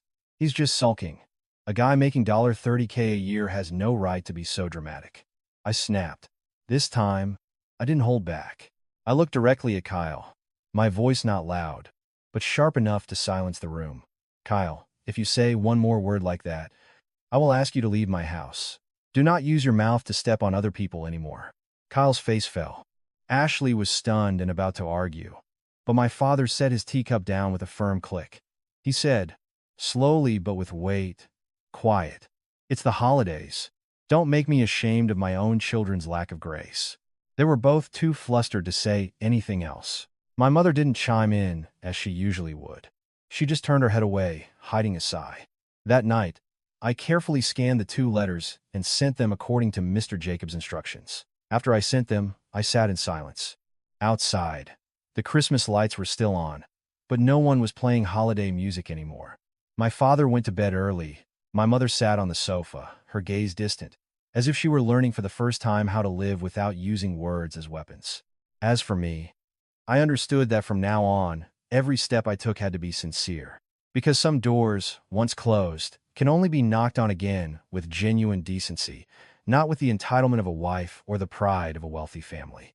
2 days after my call with Mr. Jacobs, my phone rang just before noon. It was an unknown number. I answered, my heart pounding. Mr. Jacobs' voice was as deep and concise as ever. "Miss Davis, this afternoon, prepare your documents. Tomorrow morning, you will fly to Denver. From there, you will be given further instructions. You and your mother. Just the 2 of you." I said yes repeatedly, scribbling down notes. He added, "Bring your driver's licenses, birth certificates, and a copy of your marriage certificate. No recording devices. Your phones will be collected upon arrival." Hearing about the phones again sent a chill through me, as if I were about to enter a place where I had no control. After I hung up, I stood in the kitchen for a long time. My mother, Helen, who had been shelling nuts, heard fragments of the conversation and asked, "They want us to go?" I nodded. My mother paused, then set the bowl down. Her hand was shaking slightly. She tried to sound tough. "Fine, then we'll go. I have nothing to be afraid of. I was wrong, and I'll admit it." She said it with bravado, but I could see her swallow nervously. For someone who had spent her life looking down on others, the act of looking up was not easy. I didn't say anything else. I just went to my room to pack. I packed light, as if afraid that any excess would be scrutinized. Two simple outfits: a light jacket, some necessary medication for my mother, and the documents in a separate folder. My mother, on the other hand, fussed over her handbag, opening and closing it, putting tissues in and taking them out. She muttered, "Will it be cold there, Chloe? I don't handle the cold well." I looked at my mother, a mix of pity and frustration washing over me. I just replied, "Whether it's cold or not, we have to go." That night, my father sat with us while we drank tea. He didn't give much advice, only one sentence that was both gentle and heavy. "When you get there, don't talk just to win. You're going there to apologize, not to argue about who was right." My mother's face flushed, and she started to argue. "I'm not trying to win anything." But then she stopped herself. She sighed. "Arthur, good people aren't doormats forever." The next morning, my mother and I were at LAX early. The Los Angeles air was still warm and sunny. Other families were laughing, heading off on vacation. My mother sat in the waiting area, clutching her purse as if afraid to lose it. I saw her watch the happy families, then look down at her own feet, her eyes glistening. On the plane, I offered my mother a snack, but she shook her head. After a long silence, she said, her voice low, "I used to always talk about his $30,000 salary. I thought I was putting him in his place." Looking back, what I was doing was rubbing salt in a wound. I didn't reply right away, afraid that if I opened my mouth, tears would spill out. I just stared out the window at the white, fluffy clouds. People say clouds look like cotton, but at that moment, they looked like a blindfold, shielding me from having to look at the ground below.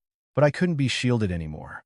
My mother continued, as if confessing, "I'm old, and I was so scared of what people would think. I thought keeping up appearances was how you kept a family together. I never realized that, in doing so, I was crushing someone." I turned to look at her.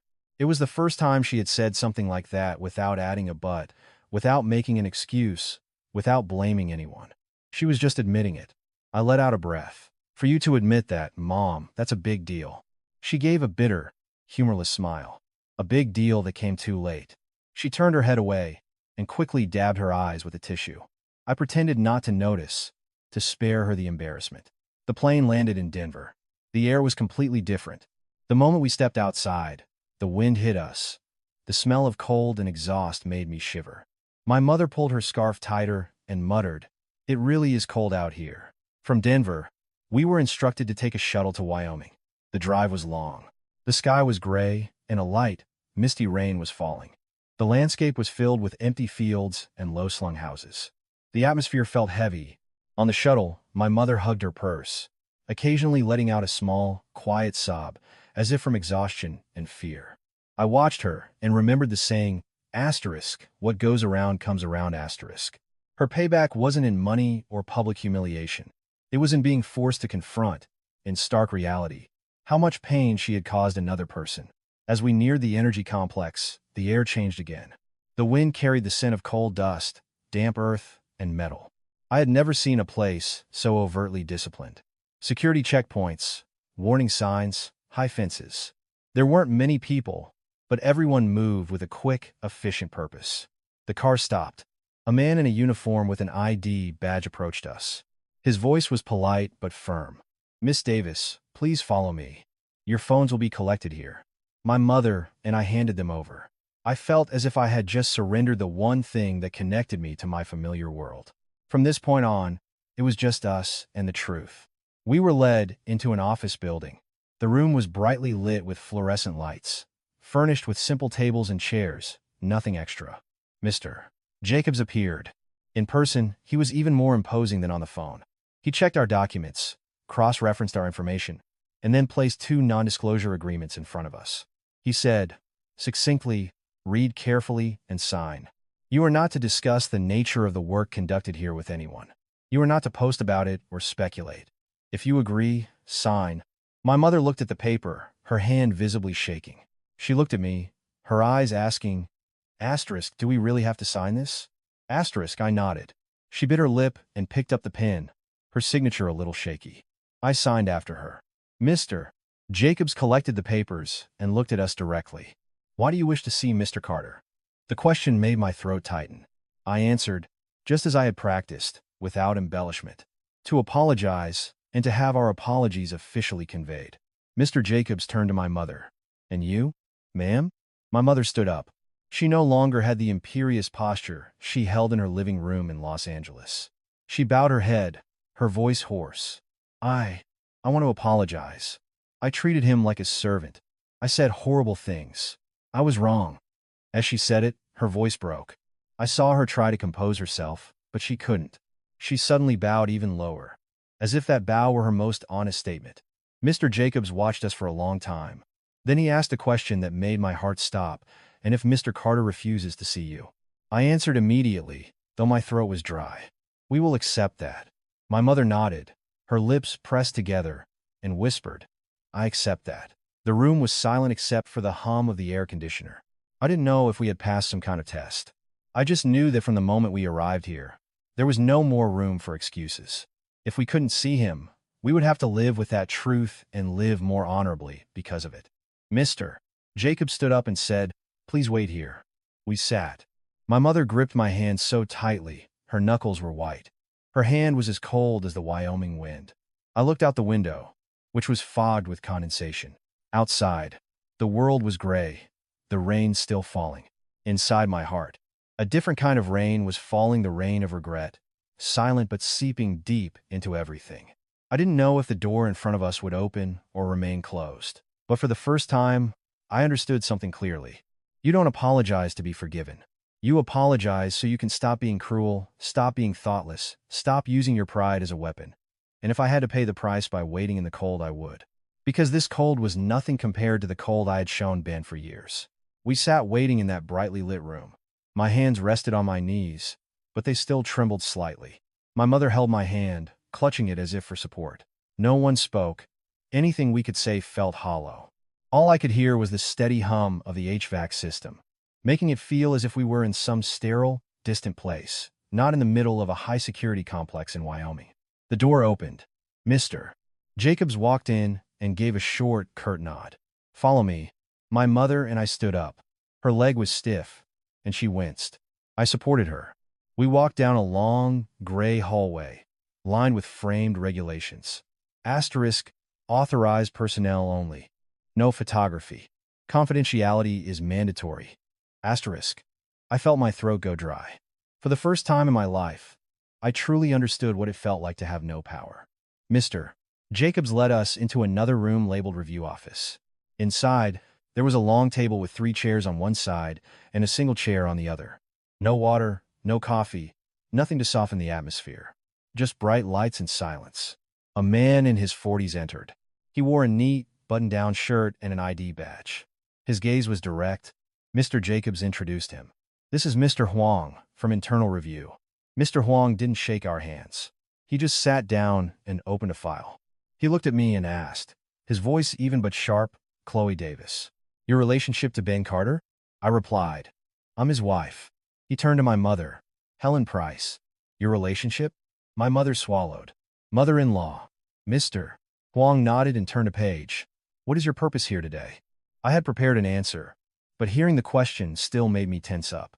I tried to keep my voice steady, to apologize to Ben, and to have our apologies delivered through the proper channels. Mr. Huang stared at me for a few seconds, then asked, his words like nails being hammered in. Apologize for what? I felt my mother squeeze my hand tighter. I took a deep breath, because my family, specifically my mother, and I showed him contempt and insulted him verbally. And because I remained silent and allowed it to happen for a long time. He pressed. You said, insulted. What, specifically? I froze. The pain of it was having to air my own family's dirty laundry in front of a stranger.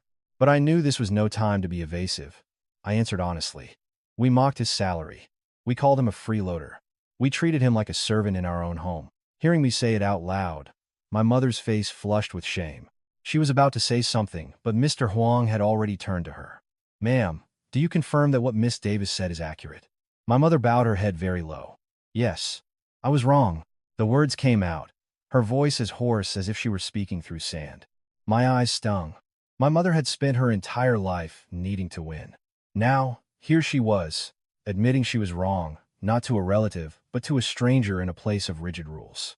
This was a humiliation no one had forced on her. She had walked into it herself. Mr. Huang put his pen down and looked at us.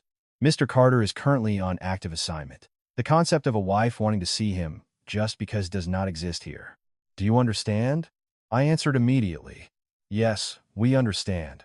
He continued, his tone neutral but testing. If he refuses to see you, what will you do? I kept my composure. We will accept his decision. We only ask that our letters and our apologies be delivered. He turned to my mother. She nodded, her lips pressed together, and managed to say, I accept that. Mr. Huang looked at us as if he were weighing us on a scale. I understood that they were measuring something that couldn't be written down. Our sincerity. Any hint of performance, any attempt to talk our way around the issue, would be obvious. I suddenly remembered the saying, asterisk words are like the wind. Asterisk. But here, the wind didn't blow freely. It was blocked by walls and rules. Only the truth remained. He asked one more question that sent a chill down my spine. Do you know the nature of Mr. Carter's assignment? I shook my head. No, I don't know, and I won't ask. Mr. Huang gave a slight nod, as if making a note of it. Have you shared any information about his employment with this organization with anyone else? Relatives, friends, social media? I answered quickly. No, only my father and mother know, because it was a family matter, no one else. He looked at my mother. She quickly added, No, I wouldn't dare. He flipped through a few more pages. Here, we don't judge people as good or bad. We assess risk. Family is one of the biggest sources of security leaks because of emotions and the habit of casual conversation. That last part hit me hard. My family was exactly the type to air private matters in public to save face. I suddenly felt a surge of fear. All it would have taken was one careless comment from my mother to a neighbor, one boastful remark from Ashley, and it could have created a serious problem for Ben. Mr. Huang pushed two more documents toward us. Asterisk information verification and supplemental non-disclosure agreement. Asterisk, he said. Read carefully. Sign. From this moment on, any public statement regarding Ben Carter, his place of work, or this location is legally binding. Violations will be handled accordingly. I took the pen and read every line. The text wasn't long, but each word felt heavy. I signed. After me, my mother signed, her hand still shaking. After we signed, Mr. Huang stood up. His tone was unchanged. Your letters have been received and processed. I will forward them through internal channels. Whether Mr. Carter reads them or responds is his decision. We will not interfere. I swallowed and asked, my voice barely a whisper. So, can we wait? He looked at me. Waiting here will not change anything. If there is a response, Mr. Jacobs will contact you. You may leave. Hearing the word leave, my mother's eyes reddened. She opened her mouth as if to plead, then bit her lip. I saw her struggling with her pride one last time. Finally, she stood up and bowed deeply to both men, her voice hoarse. Thank you, Mr. Huang gave a very small nod, not cold, but not warm either. The nod of a man who operated strictly by the book. We were let out. Walking down the hallway, my footsteps felt heavier than when I had walked in. I didn't know if it was from exhaustion or disappointment.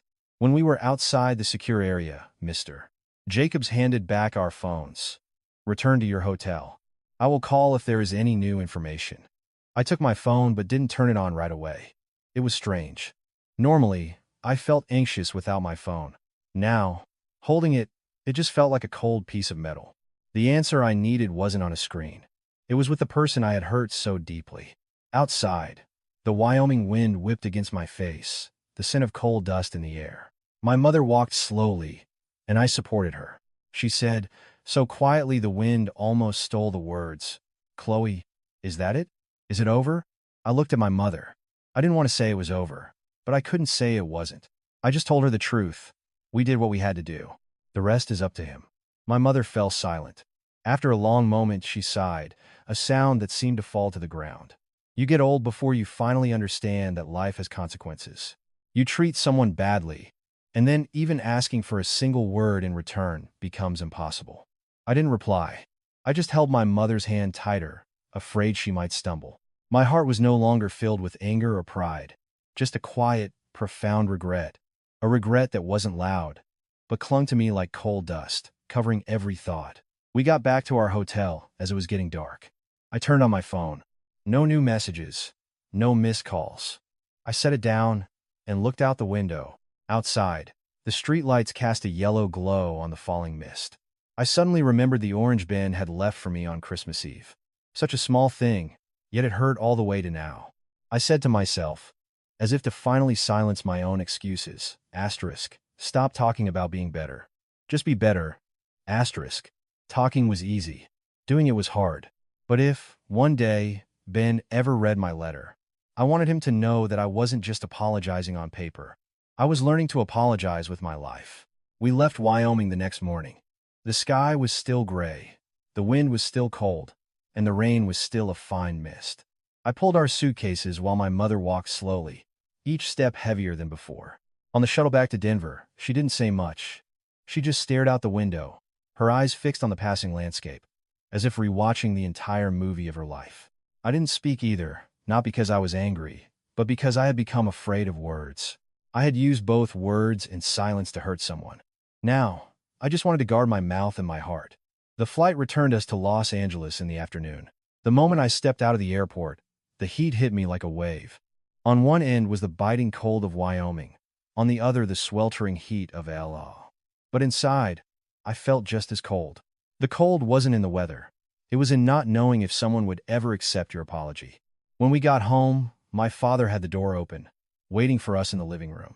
He didn't ask a lot of questions. He just looked at my mother's face, then mine, as if trying to read the outcome. I spoke first. We met with the review department. We signed the agreements. The letters were received. Whether we see him or not is up to Ben. My father nodded slowly, neither sad nor happy. He said softly, "Then we've done what we needed to do." My mother dropped her bag and collapsed onto the sofa. She let out a breath as if she'd been carrying a bag of cement. She looked around the house she had once been so proud of. The lights were on, the floors were shiny, but the kitchen was silent, and the living room felt empty. After a moment, she said quietly, her voice no longer sharp, "This house, it feels empty without him." My father didn't reply. He just poured a cup of tea and pushed it toward her. She held the cup, but didn't drink, her hand trembling. That night, I went to my room, changed, and sat at my desk. My phone lay in front of me. I stared at it like a locked door for which I had no key. I told myself, don't call. Don't bother him. If he wants to respond, he will, through the channel they gave you. I tried to work to distract myself, opening emails, checking my calendar, but my mind was blank. I went down to the kitchen, opened the fridge, looked at the leftovers, and closed it again. I sat in the dark living room. In this house, silence was no longer peaceful. It was just empty. Late that night, as I was lying in bed, my phone vibrated. I sat bolt upright. An unknown number. My heart hammered against my ribs. I opened the text message. It was just one line. This is a secure line for Ben Carter. I stared at the screen, my hands shaking so much I could barely type. I replied, yes, this is Chloe. Less than a minute later, another message came through. Ben has reviewed your file. I read it, and my eyes filled with tears. I could hardly breathe. I typed back, my words almost a plea. Did he say anything?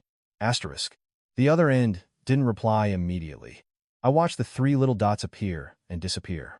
Each time they vanished, my heart sank. After what felt like an eternity, a new message appeared. Just one sentence. Are you sincere? I read it, and my whole body tensed as if caught in a vice. The question wasn't long, it wasn't dramatic, but it was more painful than any scolding I had ever received. Because it didn't ask if I loved him. It asked if I was sincere. It meant he was so used to our insincerity, our fake kindness to save face, our fake harmony to avoid a fight, our fake praise to get him to keep working. I stared at the screen, tears silently streaming down my face, soaking into the blanket. I typed each word slowly. Yes. We are sincere. I was wrong, and I accept it. I am not asking you to come back. I just want you to hurt less. I reread it, then hit send. The moment I did, a wave of fear washed over me. Fear that he would reply, it's too late. Fear that he wouldn't reply at all. But most of all, fear that I had destroyed his trust so completely that even my apology had to be reviewed and questioned. I waited. 10 minutes. 20. No new message. I clutched my phone and leaned against my pillows. That question kept replaying in my mind. Asterisk. Are you sincere? Asterisk. It was a measuring stick. Sincerity wasn't in my tears. It was in whether, from now on, I would defend my husband, whether I would set boundaries with my family, whether I would dare to live differently. I went downstairs. My father was still awake, probably too worried to sleep. He saw my red eyes and asked quietly, "Any news?" I showed him my phone. He read the texts, and his own eyes reddened. He didn't say, "That's great news." He just nodded slowly, like someone who had just seen a sliver of light in the darkness. My mother heard us and came out of her room. She put on her reading glasses and read the messages. When she got to the question, asterisk, "Are you sincere?" asterisk, her hand trembled. She gave the phone back to me, her voice hoarse. He's asking that? Does that mean he's still willing to see us as people? I looked at my mother. I didn't dare say we had another chance, for fear of creating false hope. I just said, at least he was willing to ask. My mother sat down on the sofa, her hands clasped tightly. She wasn't crying, but her eyes were wet. She whispered, as if making a vow to herself, "From now on, I will never speak with a cruel tongue again." My father put his hand on her shoulder. For the first time, his voice was firm. "Whether you can do that or not, that is what will prove if you are sincere." My mother bowed her head and nodded. That night, I went back to my room. I opened my drawer and took out the small photo I had found in Ben's notebook. I had memorized it, not with a camera, but with my own eyes. I remembered my tired, sleeping face and the way he had treasured it. I placed my hand on my chest and said to myself, asterisk, don't ever make a good person have to ask if you're sincere again. Asterisk. I didn't know if Ben had read my final text. I didn't know what he would say next. But I knew that from the moment he sent that question, I no longer had the right to live the way I had before. Because if I did, my apology was just words on a page. But if I lived differently, then, even if he never came back, I would have to become a better person, just to be worthy of that one. Heartbreaking question. After that text message times, "Are you sincere?" Asterisk, an invisible tension settled over our house. No one said it, but everyone understood. One careless word could snap it. My mother no longer blasted the TV. My father stopped sighing constantly, and I, for the first time, became afraid of my own old silence. Silence had been my escape. Now it was my enemy. The next morning, I woke up early, not out of a sudden desire to be a perfect wife, but because I wanted to do things myself as a tangible answer. I went to the kitchen and made a simple pot of oatmeal, slicing some ginger and green onions for my father. I didn't fuss over it. I just cooked with the intention of no longer letting anyone else carry my burdens. My mother saw me fumbling and came over, her voice softer. "Chloe, let me do that. You're not used to it." I turned to her and said, gently but firmly, "Mom, let me. From now on, I have to do the things I always took for granted." My mother stood there for a moment, then nodded. She took a broom and began sweeping the living room, her movements slow and deliberate, not the aggressive sweeps of before. I looked at her, and it was strange. This woman, who had once talked about supporting him, was now quietly sweeping the floor without a single complaint. Her bowing down wasn't a sign of weakness. It was a sign of relearning. I remembered the blue medicine container. I brought it out and placed it in the main medicine cabinet, labeling everything clearly. I prepared warm water for my father's pills and reminded him to eat something first. He looked at me, his eyes kind but sad. "You don't have to do all this just to win him back, you know." I replied, "I'm not, Dad. I'm doing it to fix myself. Whether he comes back or not, I have to live honorably." My father nodded, saying nothing more. A few days later, Ashley and Kyle dropped by. Ashley walked in, noticed the quiet, and frowned. "Why is it so silent in here? Chloe, are you still mad at us about the other day?" Kyle plopped onto the sofa, glanced around, and smirked. "She's probably just trying to look good in case Ben comes back." He hadn't even finished his sentence when my mother set her glass down on the table with a sharp Times clack asterisk. It wasn't loud, but it was enough to make Kyle stop talking. My mother looked him straight in the eye, her voice low and steady. "Kyle, I'm saying this once. From now on, you will not mention Ben's salary, and you will not make him the butt of your jokes." Kyle's eyes widened. "What? Helen, I was just kidding." My mother cut him off. "That kind of kidding is graceless." Ashley tried to intervene. "Mom, We care about Ben too. I turned to my sister, my voice calm but clear. Ashley, if you care about him, then stop your verbal jabs. You don't get to hurt someone and then call it a joke. The fact that you think it's a joke means you've never once put yourself in his shoes. Ashley's face turned red, and she fell silent. Kyle still wanted to defend himself. But he's a man. He shouldn't be so sensitive. I looked directly at him. Kyle, from this day forward, you no longer have the right to comment on my husband in this house. If you continue to speak that way, I will ask you to leave. The air grew heavy. My father, sitting in his chair, didn't intervene, but he gave a very slight nod, the silent support I had always craved. Ashley pulled Kyle's arm, signaling him to be quiet. He was furious but didn't dare say more. After a few more awkward minutes, Ashley asked quietly, "So, is Ben really working in Wyoming?" I looked at her and answered succinctly, "Yes. And that is not a topic for discussion." Ashley nodded and didn't ask again. They left soon after. As the door closed, I let out a long breath. My mother looked at me, her expression a mix of embarrassment and relief.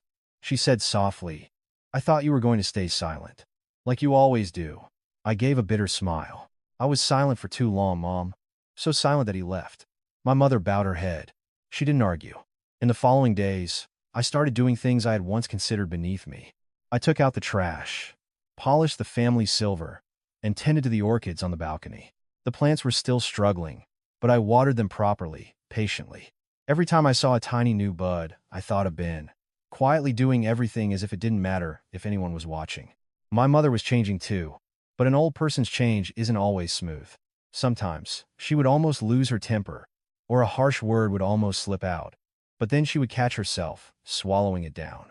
I heard her sigh and muttered to herself, "This mouth of mine causes so much trouble for me and for others." I heard that and thought, if only she had said that 6 years ago, life might have been different. But late was better than never. One evening, I was sitting in the living room when my phone rang. The same unknown number. My heart leaped. I answered, my voice a whisper. "Hello?" The man's voice on the other end wasn't Mr. Jacobs or Mr. Huang.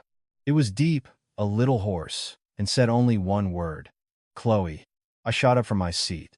Just that one word, and I knew it was Ben. I held my breath, afraid any sound would disconnect the call. "Ben?" He was silent for a moment, then said, "I got your letters." I heard that, and tears streamed down my face. I bit my lip to keep from sobbing. I'm so sorry," Ben continued, his voice still calm.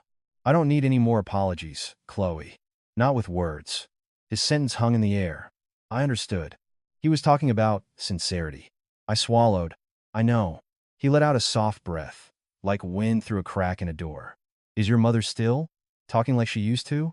I glanced over and saw my mother standing in the corner of the room, her face pale as she strained to hear. I answered immediately, firmly, "No. She knows she was wrong. She's changed." Ben was quiet. Then he said, more slowly, "I'm not promising anything. I just want the cruelty to stop." I replied, "I promise."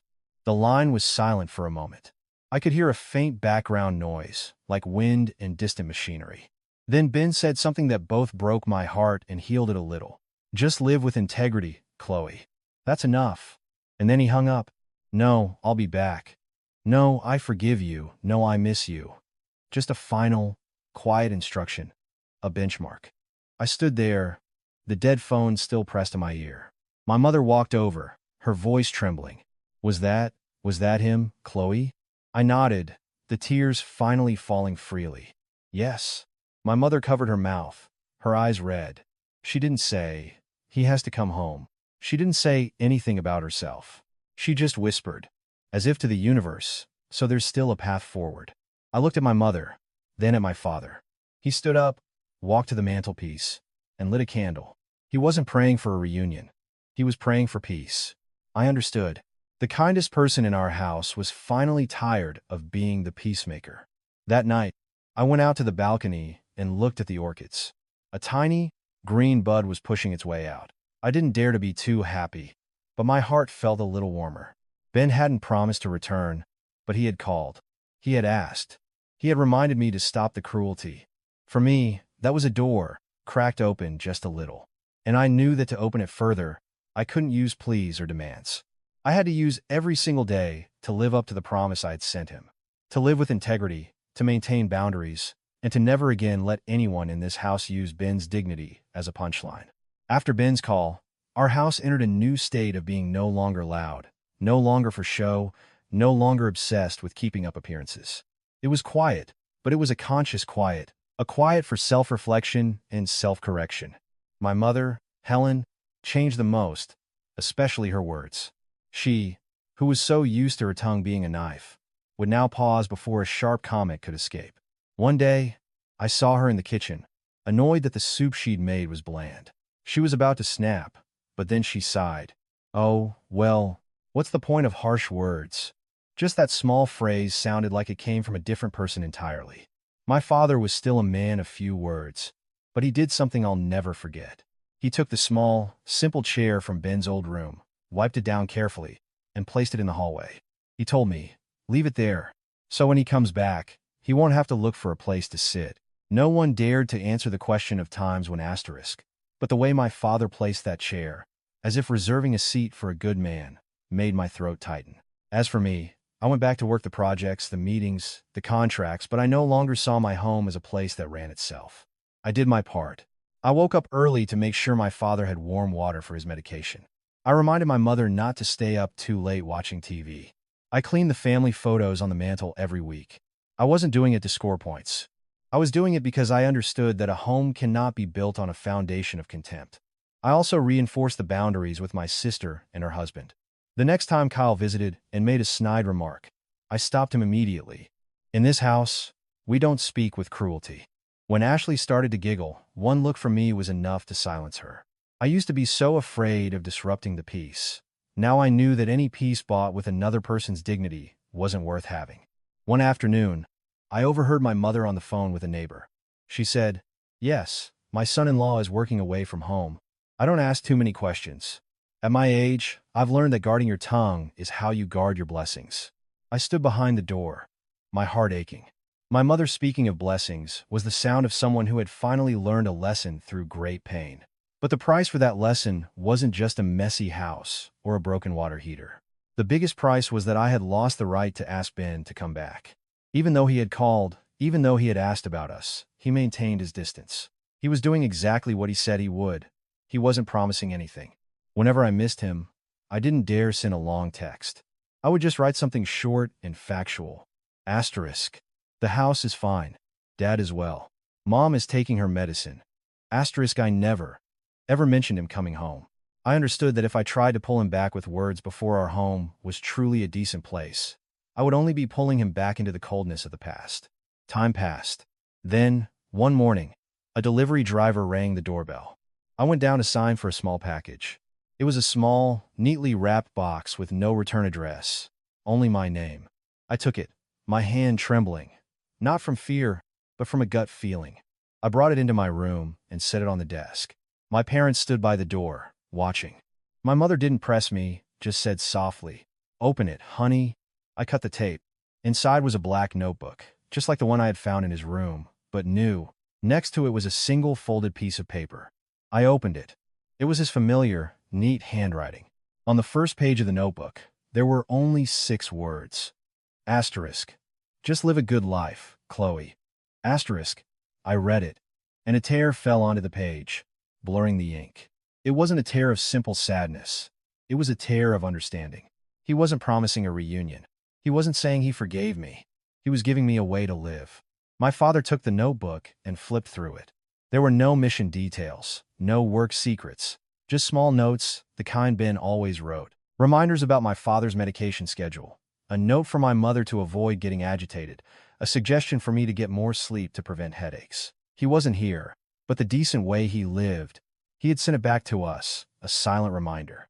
My mother looked at the notebook, her eyes red. She reached out to touch the cover, then pulled her hand back as if afraid she would soil it. She said, her voice shaking but clear, "I am so sorry. I truly am." I looked at my mother and, for the first time, her apology didn't feel stuck in her throat. It came out cleanly, without any pride attached. I knew that was the hardest price of all, to finally let go of one's own ego. I held the notebook to my chest. I no longer dreamt of him coming back tomorrow. Instead, I felt a strange sense of peace. Even if he never returned, he still wanted me to live with integrity.